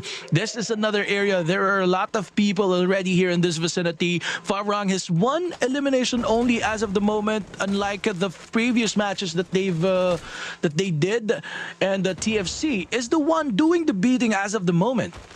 Yeah, a lot of eliminations already being done by DFC from the get-go, and it's still continuing on as they rush in towards Farang right now. I was just quite surprised how bold players from TFC are going in here, as a lot of teams are still surrounding them, and there you go, backstab happening against TFC. It is Freedom MY taking advantage, and as quickly as that, as aggressive as they can be, when you are face off a lot of squad trying to pinch you down, you will be taken out. Nova also eliminated the final member in there, and it is Mika who does the job. Freedom MY slowly moving in, but will this be enough to fight against Farang, who's a complete squad, also waiting for them to move down, as PXG, the survivors that we can see trying to manage to get close to the #1 spot, to the Booyah in this game. Not so much an eliminations, or not so much an aggression though from PXG, but they are doing well as Farang goes for that elimination. Geekslate also eliminated in this game. As quickly as that, we are down to 4. Farang's gameplay has shifted from being an aggressive team to being a passive team as of the moment, and they're just waiting for this other players to move in their location. But they're outside of the circle right now, so they need to move. There are only 3 teams remaining. PXG still complete, Farang still complete, Expand still complete. So this will be a good battle between all these 3 squads that we have. Farang, Expand, and as well PXG. Who will get the Booyah? Again, this is Farang. I think they have the same gameplay with our AV Radicals as of the moment. They waited for the other players, and then when it's time to eliminate the others, they just did.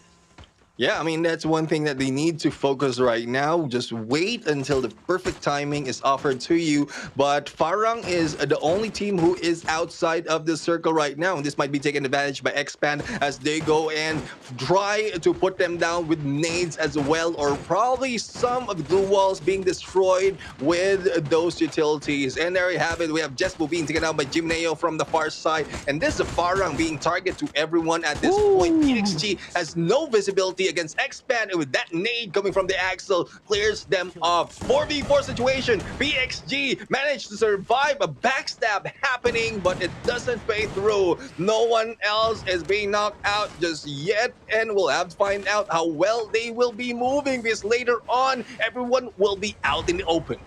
Yep, and the blue zone is onto our Expand. PXG is just here, properly covered by the glue walls that they are establishing. Expand 4v4. No one's being taken down yet, but right now, Expand was taken down. X-Roy, PXG's on the move. A lot of people, a lot of things happening here for the final circles, final moments of this game.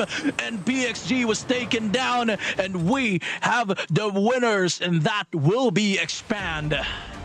And Expand will be taking their 3rd Booyah in the Bermuda map, similar to what we've seen from JPTNC. No question. I mean, even from the previous season, Expand really is doing well. It's just they are a little bit late in terms of getting a good placement as well as elimination. But right now, again, this is the time for them to get back. They're just getting familiar with the new shuffle of the groupings. And once that pulls through, and understanding as well how can they manage to take out the other teams, they might be shooting themselves up to that leaderboard. I can see the excitement. I can feel it right now, especially from the Axel and from those of the players out here. Aggression is really the key, or the key word, I would say, for this day. Their lineup is the same with the lineup of AV Radicals. Why? Because almost all of the players of Expand are ace players. I would say because the Axel, X-Roy, and Cobra are all good. Right now, the Axel, I think, will take the MVP title, and we'll see about that later for the slides. But anyway, they have been doing well. Expand, unfortunately for quick reactions, they were taken out of the game early on, but for the matches that we already had, Expand has been so consistent in aggressiveness. While for Farang, I think what changed is their gameplay. They chose to be passive, no, for this game. Unlike the other games that they already just was able to survive. They were so aggressive for the past games, just like Expand, and again, quick reactions. So I think Farang has to stay as aggressive as they can be.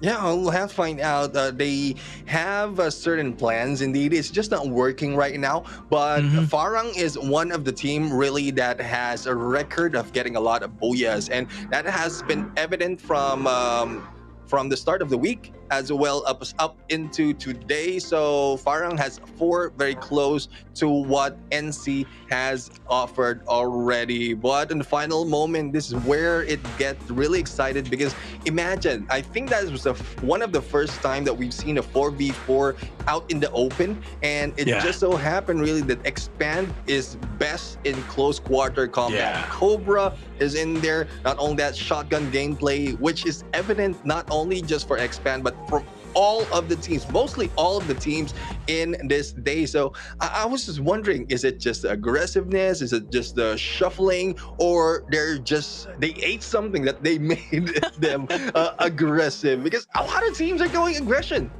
Yes, and I think it's because it's week 2. Most likely, and next week is going to be the final week before the grand finals, and definitely this week is the time. Again, I've said this yesterday, this is the week for redemption. It is the only time that they can climb up again, because next week it's going to be, it's like when you're studying for an exam and you're already cramming, and they should not do that.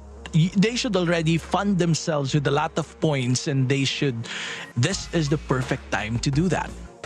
Exactly. I mean, that has been done already, especially for the teams who's number 1. And apologies, guys. I know AV Radicals is not playing for the next map, which is still random.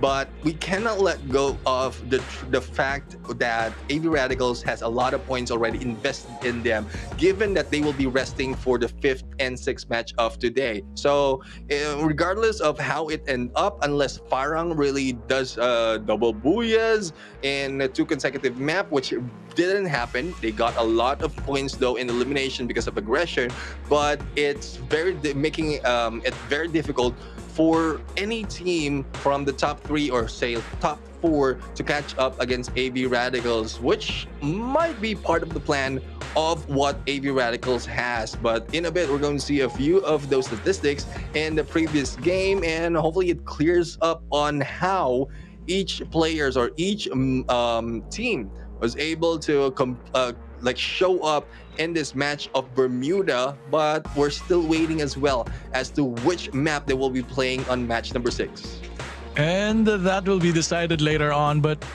you know, Bermuda, when it comes to this map, it's all about the glue wall utility that, it's a skill if you know how to place the glue walls correctly. Because in that final moments, there was a series of glue walls that PXG used, but it was still our Expand who was able to win that one. Yeah, exactly. And well, it's no surprise that Expand, just surprised really that it took them this long within this day that they're getting booyahs just like this, because it's not that similar to what we've seen from the previous season, though a lot of teams are adjusting, and this might be what's affecting the movement of all of the teams. But as we wait right now, from before we start this match, or from before we started match number 6, current standings, or those on the top 12 right now, ended with Tokdalang on the 12th spot. But it's not far behind for those coming from Freedom MY, who is on Group B, and it's quite far though for Project X Gaming. But let's check out the overall stats for the previous match that we've just seen, and eliminations right now is just 47 below in terms of average, but the highest number of eliminations coming from the Axel, that is 14. So what more Is that has real? been done by the rest of the team? Because 14, I guess this is the highest that we have for one individual player. Headshots though went down for 28, and the total damage is now just 30,000. Revivals not so much, only 4. The rescues only 11. Knockdowns would be 6, and almost similar to that is the glue walls destroyed. But I can't get my mind against the Axel's elimination. So if, like, I know you can compute that, but I want to compute that as well. If you have 14 against 47 that we have overall, that's around 30% Yes. of all the eliminations that we have just for this day, and it has been done by the Axel by himself. So I guess there's no question as to who will be our player MVP on our next slide, Horizon. Yeah, there is no question. There is really no question with those eliminations that he just did. Definitely, he's the one. All right. Oh my goodness. I mean, I'm really excited to see that some teams or some players really are moving up. So hopefully this is good. I mean, we have the numbers correctly, but the Axel really is more of the sniper. He will be able to put out a lot of those eliminations as well. So let's check out the player MVP. The Axel right now, 53% on target. No surprise that he has close to 5,000 in damage. And it is true, 14 elimination just coming from the Axel himself. And well, I just want to see how much elimination overall does Expand has, because if the Axel got 14 and they're within the 20, just the 6 will be divided towards the other 3 players of this match or of this team. But again, mind blown right now on what else the Axel has to offer. But for the team MVP, Horizon, go ahead. There you go. The most valuable team that we have again is Expand. 17 eliminations, 8,268 damage for them, 17 assists, and 29 match point. That's a total of 29-4 additional to their overall standings later on. But then again, 17 eliminations. That means there's only 3. There's only maybe 1:1 for each. For the other members. And the Axel was very hungry for kills in that previously conducted game, man. He took everything away from his co-players.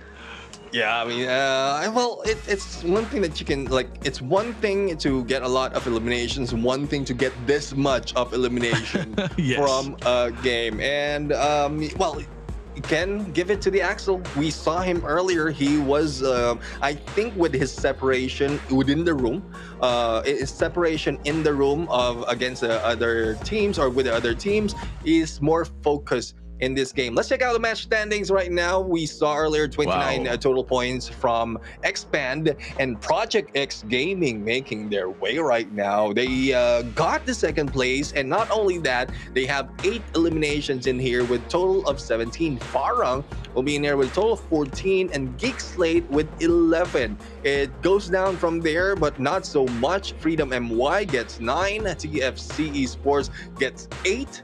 JPTNC, surprisingly, they are pushed down most of the time in this Bermuda map on 7 with 7 points. And Illustrados Wegos, not quite sure what's happening with this team, but I guess it's the rest, and they are just getting mostly placement point. Nova with only 3 on the placement. Pando EWG with only 2 on the eliminations. You do Access right now, 1 on the placement point. And Quick Reactions, unfortunate for them, even just parachuting down, they are being gunned down and eliminated eliminated early in this match. So no surprise that a lot of changes will be happening later on once we see the overall standings, because it's mostly top heavy in terms of the match standings. But overall standings, over to you, Horizon.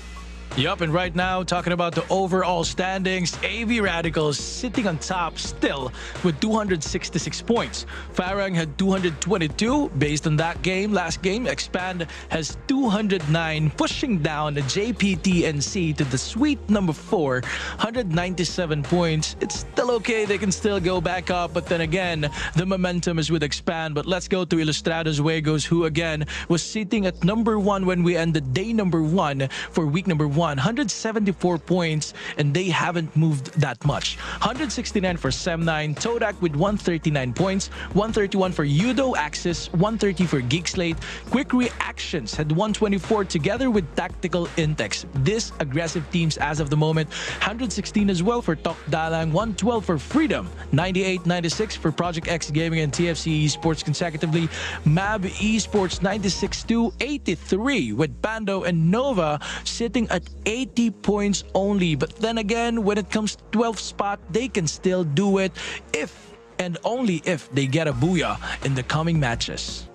Exactly. I mean, that is one of the key factors that can increase their chances of moving up.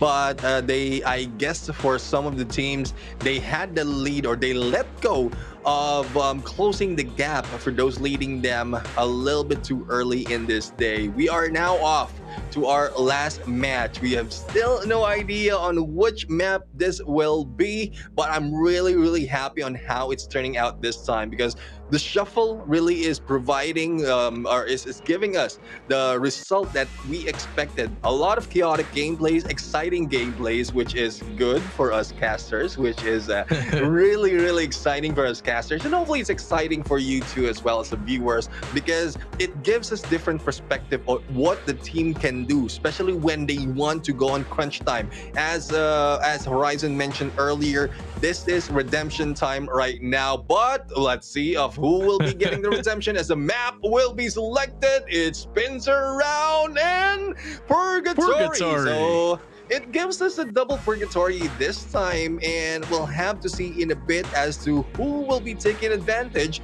of this map right here.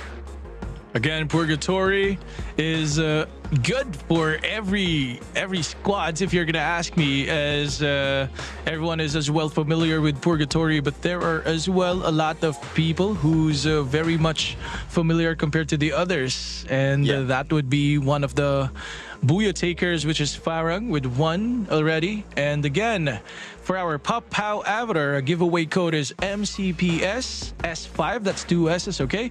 S5KSFSR4. And before you do any screenshots, let us pause for a while. All right, and thank you so much. That is again the giveaway code brought to us by Garena Free Fire, the Pop-Pow avatar.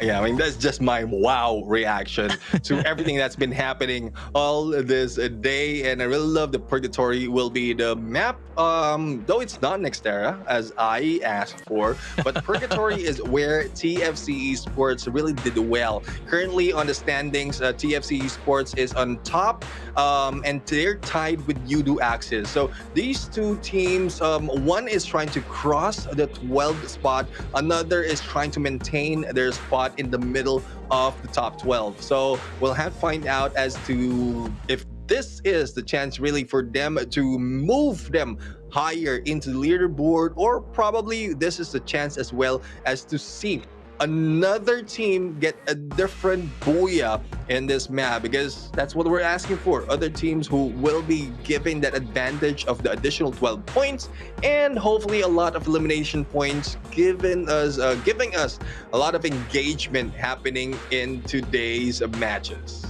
Coming up next again is purgatory for our groups B and C. While looking at the stats, there are a lot of teams who drops at the same points. Like Forge, Yep. they are both dropped by NC and also Udo Access. Brasilia dropped by Expand and as well Project X Gaming, who just had a few moments a while ago with each other. And Quarry with Pando EWG and Nova, they both dropped. So there might be a lot of people or squads getting in touch with each other in the first parts of the game. But then again, Purgatory is quite big. There might be some changes with their dropping points and also with the shuffling of all this players. So let's wait and see. 50 seconds before we head on to our flight path. And this again is Purgatory. Yeah, purgatory right now, and I would agree. I mean, this might be a chance where Brasilia will be taken once again by X-Man and Project X Gaming. That can be a revenge mission for either team because they ended the game earlier. But one needs to move, especially if you want to be in a safe spot and ready for the upcoming battles as you move across the map.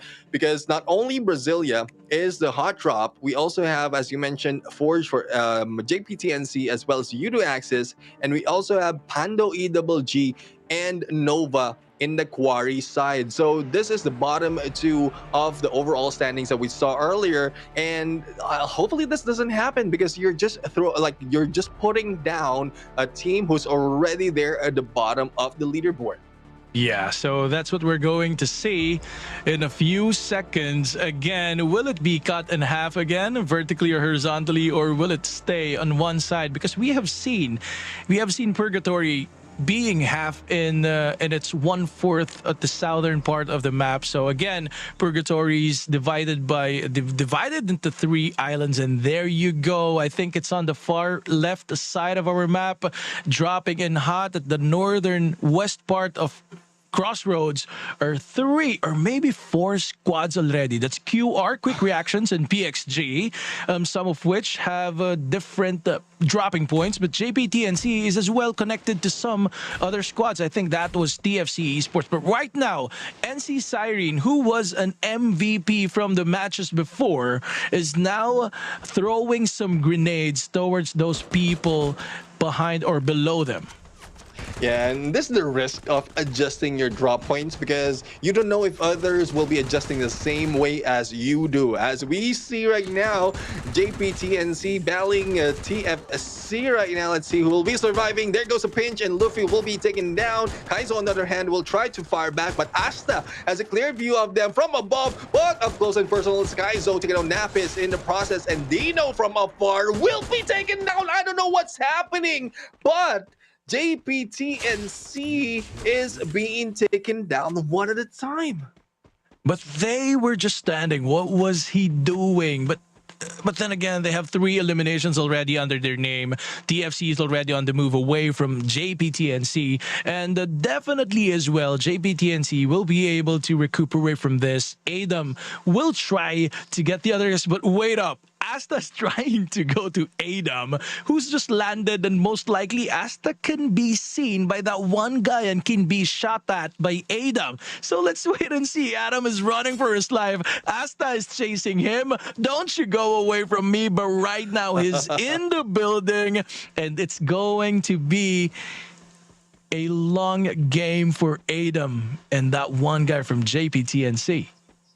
Yeah, JPTNC right now is in here, still going in for the rush, finding where Adam is, but I guess the buy area is already in there. The backstab possibility against Adam is in here, but Asta is being fired back upon, and then there we go, close and personal. That's what you do if you rush against one player at a solo move, but it is not that a team who will be eliminated. It is Udo Axis right now who will be taken out, and let's see as to who else will be engaging at the moment. We have Nova right now going against Farang, and this is in the Quarry area, and it is Nova who's losing in this game. 2 down already, or 2 out already in this matchup, and Farang still maintains their aggressiveness. Farang has 2 eliminations already, while the rest of the gang doesn't have, I think. And they are now properly separated with walls and container vans. But right now, Faiz just went outside of the comforts of those walls, trying to see the guys of Nova. Faiz is there. He's going to go for that. Most likely, he heard some footsteps, and he's going to go for the push right now. He thought that he gave damage to that one guy from Nova. And there you go. It was a bottleneck situation from that one player from Nova, and he was taken down by Faiz, and great pressure coming from him, because if he didn't do that, he will not have been able to get the guy from Nova. I am not sure if there are still some more players from Nova, but I saw just one, and there is one last player from Nova. Bad right now is being chased and will be taken down. Jesbu is the one who was chasing, but Spade beat him to it and went in for the flank. Now let's see as to how Farang will be moving in.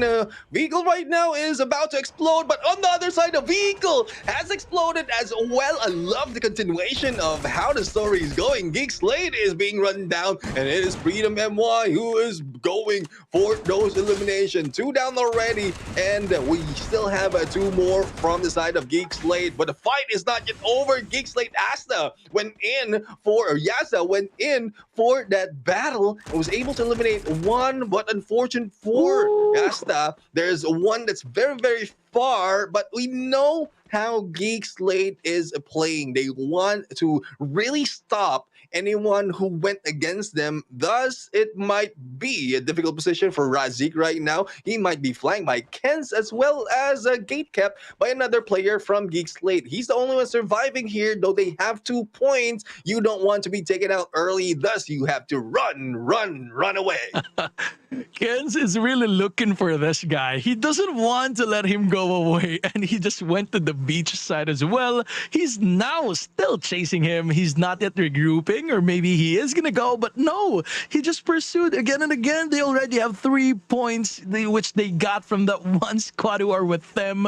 His teammates are already healed up. I think he has to let go, man. I think he has to go inside of the circle. As you can see, they are really running towards that one guy. That's only 1 point, and you should be able to already plan for your next position. And that's what Kens, I think, is gonna do. He just went back. Is he? I hope that he's going back to his teammates. Well, let's be honest. There are a few people that really has some difficulty of letting go, and probably that is Ken's right now from the moment. So they want to finish what they started. I mean, at least there's a positive side to it. They don't want to let go because they want to finish what they started. But they are being taken. The whole squad of Geek Slate were being taken by the blue earlier. PXG, on the other hand, or Project X Gaming, is trying to get away as well from the battle that they have, or that they went against Quick Reactions. Quick Reactions is in this area of the high tier loot area as well, but in their approach onto the next circle, they might be meeting up with JPTNC. Mika will be taken down in here and taking advantage because of the open area, and there goes PXG lost another of their players. The question is, where are the rest of the team? Because it's only Mika in here, and they are not yet eliminated as a complete squad. Yup, and it's always those supply crates that give the position away. There are 2 squads heading onto them, and there you go. PXG's here with some other guys of either Ilustrados, Fuegos, Fewer. I think was able to see Jim and Neo. His sights are with him. Oh man, last guy for PXG without any eliminations yet, and we still have 10 teams remaining, which means that they will only get a few points, maybe 1 point if they get eliminated. But right now, JPTNC, together with the guys of TFC Esports, again, this is the favorite spot that JPTNC wants to take. They always take the higher hills, the higher places, compared to some other squads who prefers compounds. Because we have to be honest, some squads really prefer compounds compared to open areas. Even though you're at the top of some other players, they tend to just camp with those walls. Yeah, I mean that's one thing, and I guess the reason why JPTNC is back in high areas because they have an exit on the side of those zips, as well as good Ooh. opening in any angles that they can probably be backstabbed. But another thing is AV radicals will not be here. If you remember earlier, Mhm. JPTNC is on high ground, AV radicals in the lower ground, and it's just the snipers doing the work. The moment that a head peek in, a headshot happens. So since AV radicals might not be able to do that to them right here, they are comfortable in taking the high ground. But there's no comfort already for Freedom MY, or probably they are comfortable right now resting because they will be eliminated in this last game. Pando EWG though surviving a little bit longer, but only a few on elimination. So hopefully they can put in a lot more so that they can increase their chance of moving up in this leaderboard. Yep, going back to the battle between JPT and C and as well our TFC esports, no one's going away. NC wants to get the guys of our TFC, but then again, TFC doesn't have any exit plan yet, as what you were saying a while ago, compared to JPTNC who has the zip lines.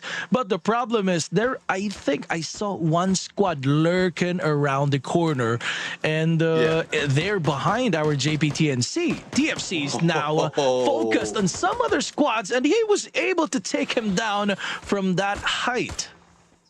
PXG, Project X Gaming. And earlier we saw only one lone survivor for this team. Unfortunate for them, they went into the area where a lot is already doing the waiting game. Thus, without even landing on the ground, you are being gunned down and shut down as well. Quick Reaction is in here responding to the gunshots that they heard earlier, and they might be targeting TFC. So there's a good chance for JPTNC to start the battle, or probably direct their attention to Quick Reactions, and then later on, once TFC made their rotation, they can just turn around and shoot them down. That is a potential 8 elimination points already, but it's much easier said than done because Quick Reaction is in here trying to put a lot of damage on JPTNC.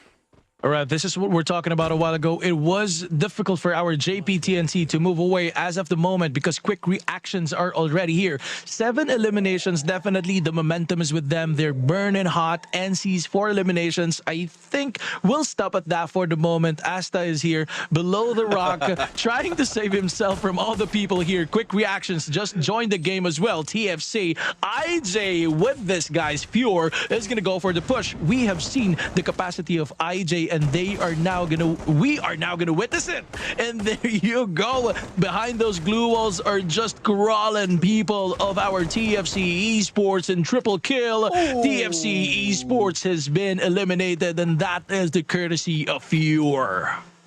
Yeah, but Estrada's Vegas right now is trying to get back into play, but they will be challenged by yet another Filipino team. It's Quick Reactions, who took over this high ground and took it against JPTNC, where Asta is the only one remaining. But we are seeing Pando Idoji making a wrong turn into the hands of Geek Slade, and their vehicles just exploded right there. And not only that, they also have Parang very close to them. So as we see Manchai trying to get away together with one more players, we have all the compounds already covered, and it's very difficult for one to get a placement. 8 teams remaining, and we are already getting close to the 4th phase of the circle. This will be crowded real quick unless they make all those eliminations. Both aggressive teams are now battling here, Farang and as well QR, but I think Farang are all being taken down by the guys of QR, and that again leaves them with 10 elimination points behind the wall. No, but not that they don't jump in front of me, said by Kwasi, and Shin is here. No scoping, brother, just jumping and shooting, and there you go. They were able to take a lot of guys from Farang, and I think it's now cleared.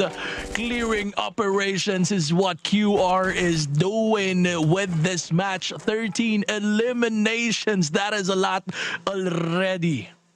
Yeah, I mean, this is similar to what we've seen from Quick Reaction on day number 1. This is what we asked for from Quick Reaction from day number 1. They did pretty well in terms of elimination. If I'm not mistaken, that's a total of 19 elimination just for one game. But they need to survive a little bit further. And speaking of surviving, Ilustrados Juegos is trying to survive as well, challenging Geek Slate from afar. Führer taking down Hasi and not giving way for the revive to happen. Glue wall being destroyed and Hasik being eliminated just from one guy. Führer eliminating 2 of the player from Geek Slate.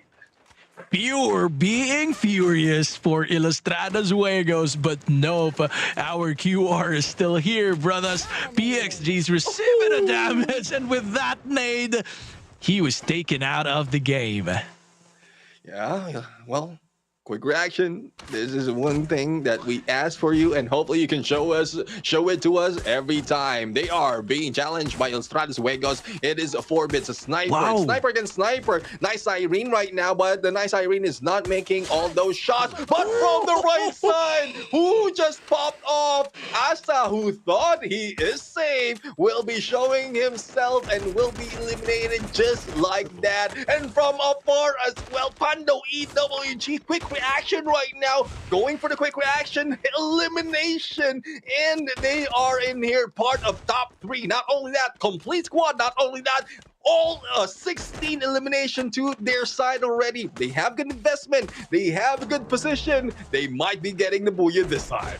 Elims after elims, that's what QR is showing us, and that is what we're going to witness as of the moment. But no, what is happening? 2 guys down, 1 guy killed, and that is because of Expand. It's now the time for Expand to show their might, and they just stopped right in front. But no, why did you stop there? Too Fast was taken down as well, with those eliminations coming from afar. 11 rather elims for Expand. QR is trying to reset with the things, but there's only 1 boulder away from Too Fast, who's now already gonna go for those nades. Will that connect? Maybe not, maybe yes, but they are damaged, and right now IJ is on the left as of the moment. Oh man, Expand. This is really a 3-way battle with the last moments of our game.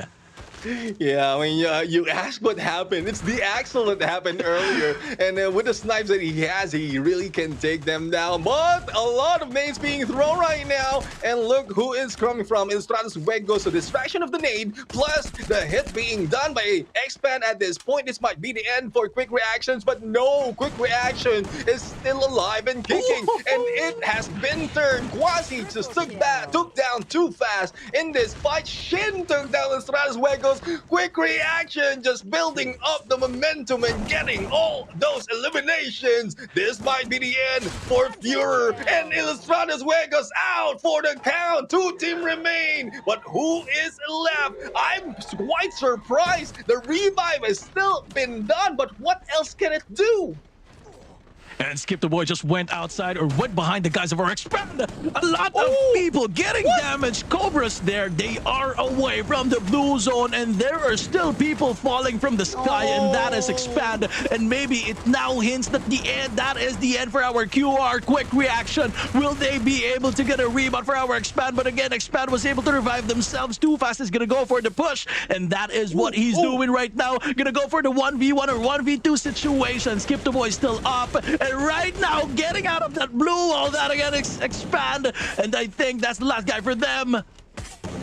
And let's see, Skip Toby, will you be able to take down the Axel to 1v1 with a great one? And let's see, Expand, take this, booyah! And that is caused by the revive of 2 of the players with the help of the pistol in hand, and as well as the mistake being done by Quick Reaction. They step out of the blue, damaging themselves, and it has been taken advantage by Expand, but a booyah in here by none other but Expand, who I don't know what happened. Quick Reaction has that advantage. Why would you step out of the blue? I actually don't know as well. They were doing great, and it's just that Expand was able to expand themselves to again a full squad with those revives that they just did. OMG. Whew. I mean, well, it's still a lot of eliminations being done by quick reaction. Even with the revive being done by Expand, it added more to the damage, or I would say to the numbers that has been built by quick reaction. But I still can't believe it. Expand is in here, change the tides 1v1 situation, even with, well, it is a shotgun, if I'm not mistaken, going against an AR or shotgun as well. But the help of those coming back from the revive, the damage that they can do, as well as the mistake being done, it tied all together, leaving Expand with a 1v1 that they won from that final moment. It's I couldn't explain it. It's luck for the side of Expand because quick reaction has most advantage, especially with the takedown that has been done. But Expand just understood that they can still utilize their teammates even if they're coming back late into the final stage. I think it is the miscalculation that our quick reaction did because they just catapulted themselves away from the play zone. And you know, the damage done by the blue and also the damage that you're gonna get from those two other players from Expand who was still there.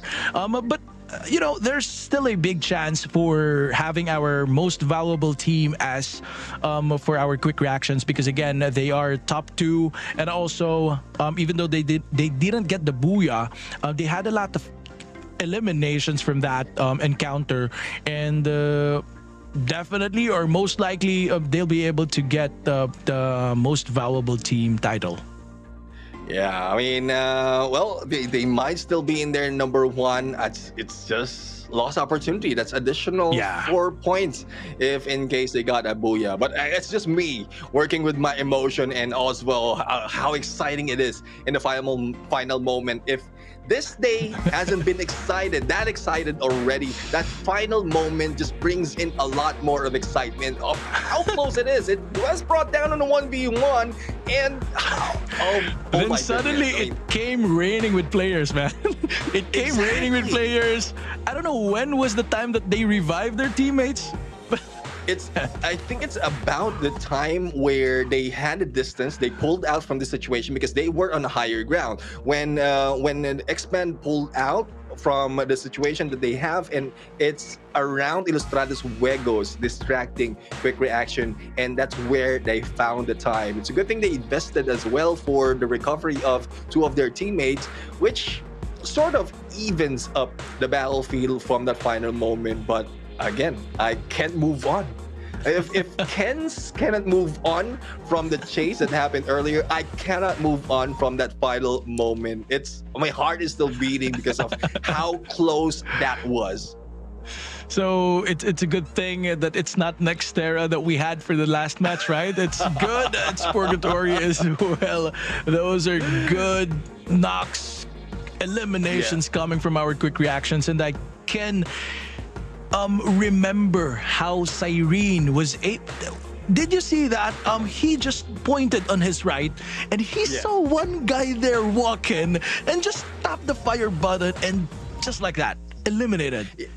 Away from the game. I mean, it's more of the information gameplay that has been played, that has been done by the teammates, because knowing that Cyrene is a sniper, all the rest of quick reaction has to do is give them the direction, and Cyrene can just point and shoot. And with the accuracy that they have, imagine the no scope that Cyrene did on the top of that hill as well. I mean, what else can you ask for in this last game? This is the last day and last game for this week, and I'm still sweating. I might be shouting a little bit too loud, but I don't think anyone will bother. This is a job that I have to do right now, but this is an exciting day. Hopefully, it is. Hopefully, the upcoming week will be this exciting because it's crunch time for most of the team. Cram time as well. Yeah. All right, so we are going to see a lot of damages as well, most likely from Purgatory, as what we have seen the performance of Quick Reaction, and that's what we're gonna see. And right now, the overall stats from that recently concluded match: 62 eliminations. Highest elims is again expanded the Axel. Okay, so 58 total headshots, 36,474 total damage, 21 total revivals, total rescue of 9, 78 total knockdowns, and 87 total glue walls destroyed. So it's a little bit, I mean, the eliminations is a lot. Well, for the damages, I was expecting something more compared to the last match that we just did. So it's still good, man. Eliminations is the factor here that is that separates this match compared to the other matches. Yeah, I mean, I guess it's attributed to the less number of rescues, the damage though, because if you're not picking up some of the teammates who has been knocked down, it doesn't add to the damage that's being put in onto that fight. Eliminations though is pretty much relative to the headshots that we are seeing. So imagine if the total headshots is equivalent to the total elimination that we have, it's only 4 difference that's not a headshot. So and that's just me. I mean, I'm just assuming that that's the case, but again, this is how you close a day in a competition just like this. A lot of elimination, a lot of engagement, but not only that, a lot of exciting. And what is exciting? Seeing the Axel back on the MVP for Expand. Though it's just 6 on elimination compared to the 14 that we saw earlier, on target is still on par with 34%, and the damage of 2,627 on the damage. Now, this guy really is the one who started off the battle from Quick Reaction. He made the initial frag against, or initial shots against Quick Reaction, knocking them down, and that's when they slowly crept up in there onto that high ground, taking Quick Reaction one at a time until such time that they need to back out because of 2 players being taken down, and that's like everything else is history. You just need to watch the replay. But the team MVP is Quick Reaction. I guess you were right. With the 19th elimination, even without the Booyah, you can still put Quick Reactions on the team MVP. Even though the MVP player is not from Quick Reactions, it is still, they are the most valuable team for this match. 19 eliminations, 9,691 damage, 16 assists, and a match point of 28. It's really good how they spreaded those eliminations all throughout the 4 players who played for this match. I think I saw Cyrene with 5 points. Another guy, I think it was Shin, with 5 points as well. So it was properly spreaded. Maybe that is why they didn't get the most valuable player title. But then again, it's the team that really matters, right? Exactly. And I'm just trying to check as to, is this the highest elimination that we have in terms of a map? Because I guess I saw this number from side of Quick Reaction already, but this is second highest if I'm not mistaken, or we've seen this most of the time in different from different teams. So first is AV Radicals and then Ilustrados Juegos. But let's head over to the match standing and talk about that later on. Total of 28 points being taken by Quick Reactions in here, and this will be moving them up onto that leaderboard, followed by the Booyah takers of the previous match, which is Expand with a total of 26. Ilustrados Juegos tried to climb up on that hill and made a lot of eliminations, but it was not enough. But they got a lot of placement with 14. JPTNC with only 10 with Dasta in there. The sole survivor for the team on the final moment. Geekslate, on the other hand, did a good fight, but not so much. They only got 9 on number 5. And Pando EWG this time surviving a little bit longer. Farang on 7th with 7, similar to what we've seen from TFC Esports. Project X Gaming with 5 on 9th. Freedom MY with 3 on 10. Nova Esports with 2 on 11. And fortunate for Udo Axis, they don't get any point and they will be the last. for this match. And in a bit, we're going to see how much this has changed the story that we have in overall standings, especially with quick reactions, 28 points in total just for this match. Yup, and definitely that's what we're gonna see on the next slide. Overall standings expand, just pushed away Farang. It was a while ago that JPTNC was the one pushed down, and it's now Farang which was pushed now. 266 total points for AV Radicals, but then again, they didn't play for the past two matches that we just did. 235 for Expand, 229 for Farang, 207 for JPTNC. Ilustrados Juegos again underperforming for this past matches with 188 only. It's quite big already from 4 and number 5 spots. 169 for Sem9, 152 for Quick Reactions, which is good for them because of that last performance. 139 for both Geek Slate and Todak. We also have 131 for Yudo Axis, Tactical Intex with 124, 116 with Tok Dalang, Freedom with 115, 103 for both Project X Gaming and TFC Esports, MAB Esports with 96, 91 for Pando EWG, and 82 for Nova. So these are the standings that they have to ponder on for the coming week so that they can get ready for the final week before the grand finals. Exactly, and I really love how the movement of Quick Reaction, especially after that final match, because they moved from top 10 to top 7 that quickly. Yeah. And well, it's Quick Reaction. There's it's quick as well as to like it's quick that they can get a lot of points. It's quick as well as they lose that momentum. So hopefully they can get a little bit of consistency in the upcoming days and the final week, especially of the league stages. But they can maintain the position they have or probably move up even further because they're very, very close to get their booyah right there. And one thing why I want to point out Quick Reaction, because they did this before on one of the map wherein they are the ones who are taking the highest elimination in the game. It's just that they lost it from day number 1 up until this day, and it's only today that we've seen them really turn it up a notch, but they need to really turn it up several notches even more so that they can maintain the top 12 and proceed to the grand finals. Yup, and that again is Quick Reaction, which belongs to the middle part of our board. Going to the bottom part of our board, it is quite a tight spot for our Tok Dalang if they will not be able to, you know, take a booyah or maybe survive until the final moments of our circles, because they are just 1 point away from our Freedom. And we have seen the performances, not just Freedom, but also Project X Gaming and TFC Esports. So we can stop with this because they are both in the 100+ points, so they can still, if they get a booyah, we have seen Project X Gaming getting a booyah, so they can still do it for the next matches that we're gonna have. So again, a very tight spot for all the players, for all the squads at the 12th until the 16th spot right now. Yeah, I mean, there's a lot of storylines that has unfolded for this week, for this, especially for this day. I mean, I'm quite surprised how many storylines can be taken out of here, but it has been a pleasure to be shoutcasting as well as hosting all 4 matches in here, Horizon for 2 and or for 2 days, and Horizon in here being welcomed back into the caster's desk. But anyways, that is the end for today. Another exciting week of MCPS Season 5 has happened.